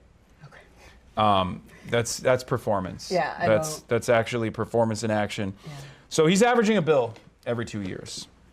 Will you commit to sponsoring and passing at least one bill in your first term? And if so, what's your top priority beyond naming a postal building? Well, we have many day one priorities. One would sign on to Babies Not Bombs, the PRO Act, to make sure that we are protecting and strengthening unions. What if I like bombs over babies because babies cry all the time? I bet you weren't expecting that question. That's right. I think we really need to shift from the politics of death, but all the things that like babies need in our communities. Have you ever met a baby that has bad vibes? No, actually. What about I love babies? What about baby Hitler? You will never. Listen, babies are just the purest souls, and everything else that comes after that, it's because of our flawed systems. And I truly, truly believe that if we actually invest in our communities, invest in our kids, we will be creating a future that's actually reflective of those values. You dodged that question expertly. This is real political skill in action. I'm not dodging. That's my actual belief. You're also moving away from the camera a little I'm sorry. bit. I'll move back. No, it's all good. Yeah, this is not a very professional setup. I am, however, a very professional interviewer, as you've probably taken note of. So one of the questions I ask every politician, every candidate that comes on is the Zoran method, a way to define themselves and not let their opposition define them. Zoran was defined by 5 key policies. What are your 5 key policies that you want to be defined by? Yeah, so we are fighting to win housing for all, to abolish ICE, and to invest in our babies, not bombs. We are so tired of our tax dollars going towards things like ICE, towards wars abroad that seem to never end, towards genocide, right? When we live in the second poorest congressional district and never see the fruits of our work and the fruits of the taxes that we pay. And we deserve to have those taxes come back into our communities and actually invest in them. Okay, that's 3. I need 2 more from you. What are some two additional priorities? We gotta do 5. Medicare for all, and strengthening unions and building union power. So, okay. PRO Act. All right. Your campaign has gained a lot of traction recently, and the New York Post is now starting to publish your shitposts as opposition research. 2 days ago, they dropped an article titled, "Ex-Mamdani campaign lead running for Congress has a history," trigger warning, "of racist remarks against white people." Why do you hate white people? Do you want to read the tweet? Because it was. I want to. I wouldn't characterize it as that. As someone who has in the past been banned from this platform, Twitch.tv, that's where you're on right now, for calling someone a C-word, ass bitch, cracker ass bitch. That's what I said, and I was banned from this platform for 7 days for anti-white racism. I've been reformed. And that's the reason why I'm holding your feet to the fire right now. You know? Let's take a look at your tweet. I, Once again, I'm going to I issue will say, a trigger warning. I think that the New York Post spending so much time on this and not once reporting on what we're actually fighting for is just like more of the same, that of like ignoring the needs of the people uptown in the Bronx. You know, I was, basically what they're saying here is that I was a millennial with access to the internet. That's all there, that's the breaking news here. And I think there are just so many other things that people in the Bronx and uptown really need from our community and from our leadership. And like, this is just not journalism, I'm sorry. It's very funny. Sorry, I don't know what to... I mean, this is good. This is good. Wait, you got more. The door open for this old white lady at Popeyes. I'm polite to my elders. Is that a BDS shirt? Me, yes. Her, you know what they do to door closed before I could find out what they do. So this doesn't even make sense because you didn't even say anything. I said yes. It just shows that you were nice to an old white lady. What is that? That says this is bad reporting. This shows the opposite of They what also they are keep getting my intending. name wrong, which I'm like, they keep saying Chevalier. It's Avila Chevalier. Ah, okay. Chevalier claims she converted to Islam 3 years ago at March 6th speech at the Al Khoi Islamic Center in Queens, headed by oh God. Wait, you've converted to Islam, or you've reverted? Oh, I mashallah. Okay. Well, I'm a very bad Muslim, so I will get that out of the way. Well, we didn't say our salams Yeah. So salaam alaikum belatedly. Alaikum. So, do you feel bad that you opened the door for an old white racist lady? Do you disavow your past actions of holding a door open for an old I was trying to be so nice, and now it's memorialized in a New York Post article. And, you know. What if the old white racist lady that you opened the door for went in there to say slurs to other people? Would that change your perspective? How would I have known that? I'm just saying. I would have not known that. Sometimes we should think twice before we open the door. Before we open the door. Move through the world with good intent to. Yeah. Yeah, bet you didn't know this was gonna be a contentious. This is gotcha journalism. Oh my goodness. Yeah, you were like, oh, this is gonna be great. It's gonna be nice. We're gonna be raising some funds. No. Oh man, no, I was trying. I was literally, when I see an elder, they're right behind me. What am I gonna do? I'm not gonna let the door slam in their face. I never do that. I slam it in their face. I just assume I'm anti-white racist and also ageist. So I just slammed the door in front of them on purpose. Okay. In March 2025, your constituent and personal friend from Columbia University, Mahmoud Khalil, was arrested by plainclothes ICE agents at his residence, while lawmakers like Rashida Tlaib immediately signed letters demanding his unconditional release from the Louisiana Detention Center. Espaillat issued a weak statement merely stating he expected the DOJ to work within the confines of the law. What do you think that says about Espaillat being a fighter for his constituents? I mean, the statement itself, to be clear, was 2 sentences. And it's just a ridiculous notion that, you know, to ask that the DOJ, Trump's DOJ, to be clear, work within the confines of the law, which they were actively not doing by taking him to begin with, right? Yeah. Like they were violating his rights from the start. And for that to be all he had to say about this, the fact that he turned away his family, turned away our friends when they went to speak to him. I've been living and organizing here for my entire adult life, and not once has his office met with me on any issue, even beyond Israel-Palestine, not a single issue. And the fact so many of us organizers, like that has been just the norm. I think is so telling. And he, you know, is someone who really boasts being, you know, a Dominican immigrant who, you know, is like the first undocumented. And then the moment that you see a very high profile immigration case happening in his district, he's nowhere to be found. He even brings it up. He's like, regarding the case of Mahmoud Khalil, a constituent who lives in my district, my office has been following this case closely, and as a former green card holder, I expect the Department of Justice to work within the confines of the law and that due process is guaranteed to him and his family. The rule of law must be respected. This is literally, I'm sorry to say this, Dominican Chuck Schumer. Like, this statement is basically Chuck Schumer. He's just like, you know, I don't want to say he's a terrorist because he's my constituent, but like, you know, I hope they prosecute him adequately. It's like actually insane that he would say this and then do absolutely nothing more. And like, this is the chair of the Congressional Hispanic Caucus. For him not to have the foresight to understand what this would mean for millions of people across the country is just like, is insane. Like, here is a green card holder who was taken by ICE illegally. Do you not think that's gonna have an impact on every green card holder across the country? Also, this is a First Amendment right issue. And then that's going to have an impact on literally every single person. They put more emphasis onto his background than his actual comments. Like, this is supposed to be a top issue.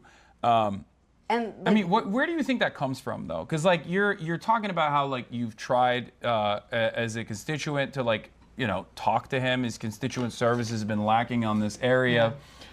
Even though it's supposed to be an issue that he like understands intimately, given his background, like where do you think that comes from? Is it fear? Is it the idea that if you become a fighter on this kind of issue, then you're sticking your neck out too much? Like, what does that say about Espaillat? I mean, I think it's all the above. I think it's the fact that he doesn't actually have a real understanding of the connection between these issues and how they impact people across the country. The fact that Trump had already said that Mahmoud was the blueprint for how they would engage in immigration enforcement across the country. And 8 days later, 200 Venezuelan migrants were deported to a concentration camp in El Salvador. Like, the fact that he doesn't have just the most basic understanding of how this administration operates, how the immigration system operates, the fact that he is so unwilling to fight for Mahmoud because he was Palestinian. Because at the core of this is that he saw someone who was advocating for the human rights of Palestinian people, and as a Palestinian man, facing the consequences of Trump's backlash on that, he was just unwilling to stand up for him. He said, damn the consequences of this on literally everybody else in U.S. soil. Yeah. And so, it's a lack of moral courage, but it's also a lack of clarity on the moment that we're in. And he's just not meeting this moment on any issue. He really, when I say he's more interested in supporting his donors, I mean that because he's taking money from the same corporations and contractors that profit from ICE detention, that profit from the collaboration between ICE and Israeli apartheid. And like, this is all like interconnected, right? The same institutions that are profiting from this are then going to all of our establishment politicians, Republicans and Democrats alike, and paying them essentially to stay quiet on the issues that most impact us here at home. You've a long history of organizing with Families for Freedom and actively fighting against family separations, including successfully leading the defense of Abdiqaadir Mohammed, who was detained for 18 months under the Trump administration's travel restrictions. How has this direct experience with the machine, with the immigration system, informed your approach to immigration reform? And do you support communities actively tracking ICE to protect their neighbors? Yeah, no, I think, this is a moment where ICE has always been terrible, right? It's always been terrible for our communities, and we've lived in a world. What if they called it NICE, the National Immigration Customs and Enforcement? I don't think that will do much on a... Damn it. Okay. Well, let's keep going. Sorry to cut away at your serious conversation about your long background in advocacy in this space. I thought that would have worked. No, I think a lot of the solutions, but I think you're speaking to something else that's actually a much deeper issue, is that a lot of the solutions that we propose around immigration seem to be just like Band-Aid. Like, let's add this one thing that will maybe like stop the water from flooding the ship that we're in, right? Yeah. What really needs to happen is we really need to pull back on a lot of these really horrible bills, right? A lot of these horrible pieces of legislation that have made it really difficult to actually fight for immigrant communities. And so, I've been organizing, for a really long time with folks who were in ICE detention, organizing with with families of folks who were in ICE detention.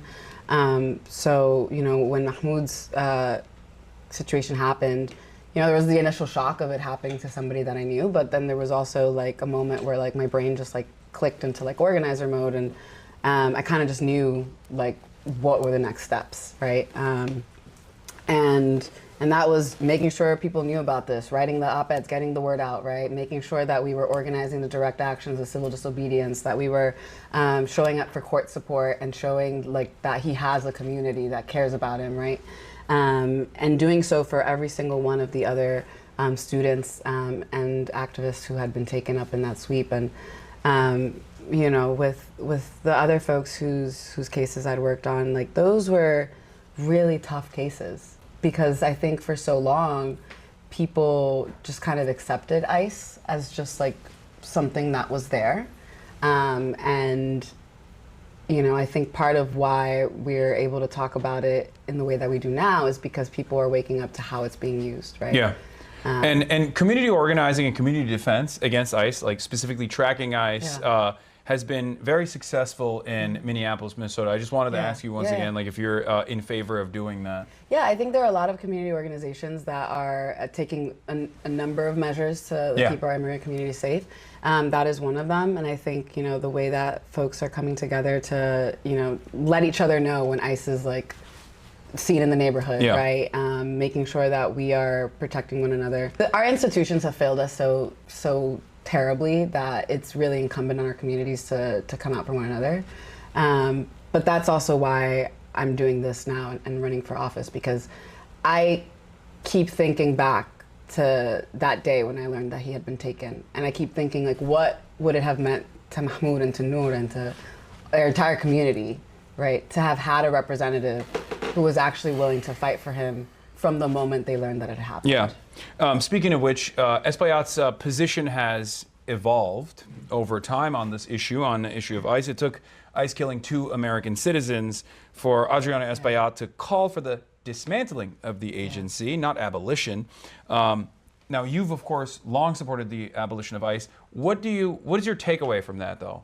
Like the fact that it takes such a heinous crime in the hands of this unaccountable force, and not the heinous crime of kidnapping one of his constituents that caused him to move on this issue when seemingly it's safe, and yet still not take the bold transformational advocacy necessary to really improve American society. Yeah, I mean, I think it speaks to what we've been saying, that he really is someone who operates under a framework of seat at the table politics, right? Like he just wants a seat at the table, and not to actually fight for the issues that impact us.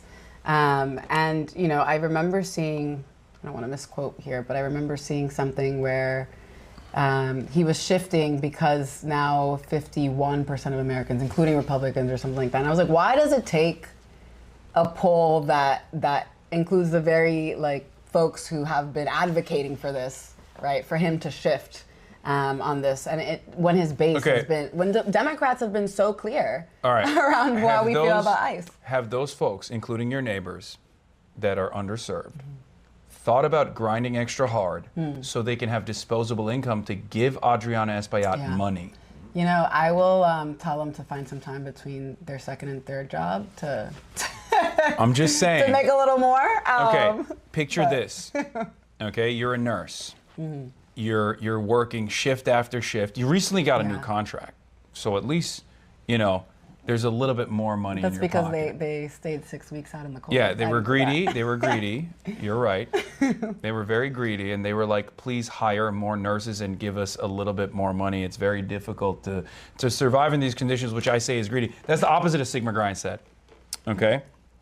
But what if that nurse, instead of going home and sleeping, decided to take on an Uber job just so with that disposable income, they could give Adriana Espaillat money so that he would be more receptive to their needs. Have you thought about that? I hadn't, actually. Okay. Well, we'll go talk to some of the nurses out in the picket lines. Okay, because it ask seems them how like they feel about that. it seems like in order to change the system, you've decided to run against Adriana Espaillat. And I feel like you know, you could have just bribed him. It seems like he's really into that. I do not have enough money to bribe that man. And I just think also, like, really, this is so reflective of how we get priced out of our own democracy. Yeah. Right? Like, what is the point of having a democracy if corporations are just going to swoop in the last minute and pay millions of dollars to buy it? On the issue of ICE, I want to ask you, this is something I ask other candidates as well. Now the litmus has become like abolish ICE, and that's good, but I feel like we need to go further beyond that. I think we need to prosecute ICE. So are you in favor of that as well? I definitely think that we need to have a very long and hard conversation around accountability, because I think we have to think about the larger structures here around how we even got to this moment in the first place. And part of that has to do with the fact that we have completely gutted all of the federal programs that make it possible for people to find good, dignified jobs, to get quality education. There are so many failures of our system that have brought us to this moment politically. And I think accountability is at the heart of that, for sure. We're gonna also move to get to the next location right now. So I think, are you ready? Yeah. So we'll break down because we got to use that one camera. I'm broke. I only have one camera, unfortunately, as a broke boy. You got a gift for me? We do have a gift for you. Okay. What is this? This is a T-shirt. I'm not sure if it's the right size, but you. Okay. If not, we'll get you another. This is a large. It's very kind of you to think. I don't know. It's very kind of you to think that I could fit in a large. I wasn't sure, but we can get you another. No, it's great. Thank you. I'll wear this and my titties will be bursting out of it. I'll rip through it. We'll get you another one. But thank you. It's a little warm out, so I also got you a towel. Oh, you did? What's the? It's another appropriate. If you're in New York, there are two things you need. Okay, what is this? You need a Lisa for Congress T-shirt, and you need a Knicks towel. New York Knicks forever towel? Okay. I mean, I'm a Wemby truther, but I'm a Wemby supremacist, but it's fine. I like the Knicks as well. We'll have a longer conversation about that one. I like the Knicks as well. You know, I'm in favor of the Knicks. But yeah, you can here. I'll pull out the camera. Okay. All right, 1 second. We'll switch over to the laptop camera, which is far worse. I was gonna say our color tones changed completely. Yeah, no, I was cheating it. Okay, all right. Yeah, we'll stick on this, and then you can take it out. I mean, when you pull it out, they're not gonna be able to hear us either. So I'll wait. Hold on before you. Yeah. Before you do that, let me swap this too, for at least the time being. While you work on that, take off the noise gate, increase the gain. Okay. Yeah, we should be fine like this for now. All right, and we'll continue doing it like this. Anyway, I won't ask you any of the good questions that are designed to be clippable moments while we're having this, technical break, because I feel like it's a waste. But yeah. What's chat saying? Chat wants me to hold your feet to the fire even more. I mean, on what? Yeah, that's things. I don't think they understand that we're in agreement on a lot of stuff. Oh, I'm so pretty. Thank you. Whoever said I'm so pretty. No, don't encourage them. Don't. They should not. I've taught them poorly.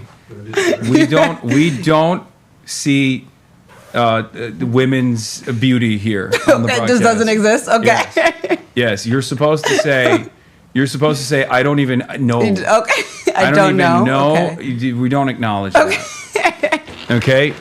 It's messed up. It's messed up. This is really funny, actually. Yeah. Thank you, chat. I really appreciate it. Yeah, we don't see women. We're woke. We're woke. At the HasanAbi broadcast, we're woke. I love the Barbie themed women. Yeah. It's great. And there's also a men, which is negative. Oh, it's whenever negative? I do something like. Is it like Ken font? No, it's like when I say something stupid, like dumb or borderline misogynistic, they'll go, ugh, men. Or when men do something negative. Yeah, see? Let me see it. Oh, there. Yeah. Yeah, that's a good one. It's called the M word. I like this. I like these. Yeah. I love that they've all decided to post it now. Yeah. We don't need shotgun, right? No, I don't think we should. I mean, you can bring it just for safety, but I don't think we need the shotgun. Okay.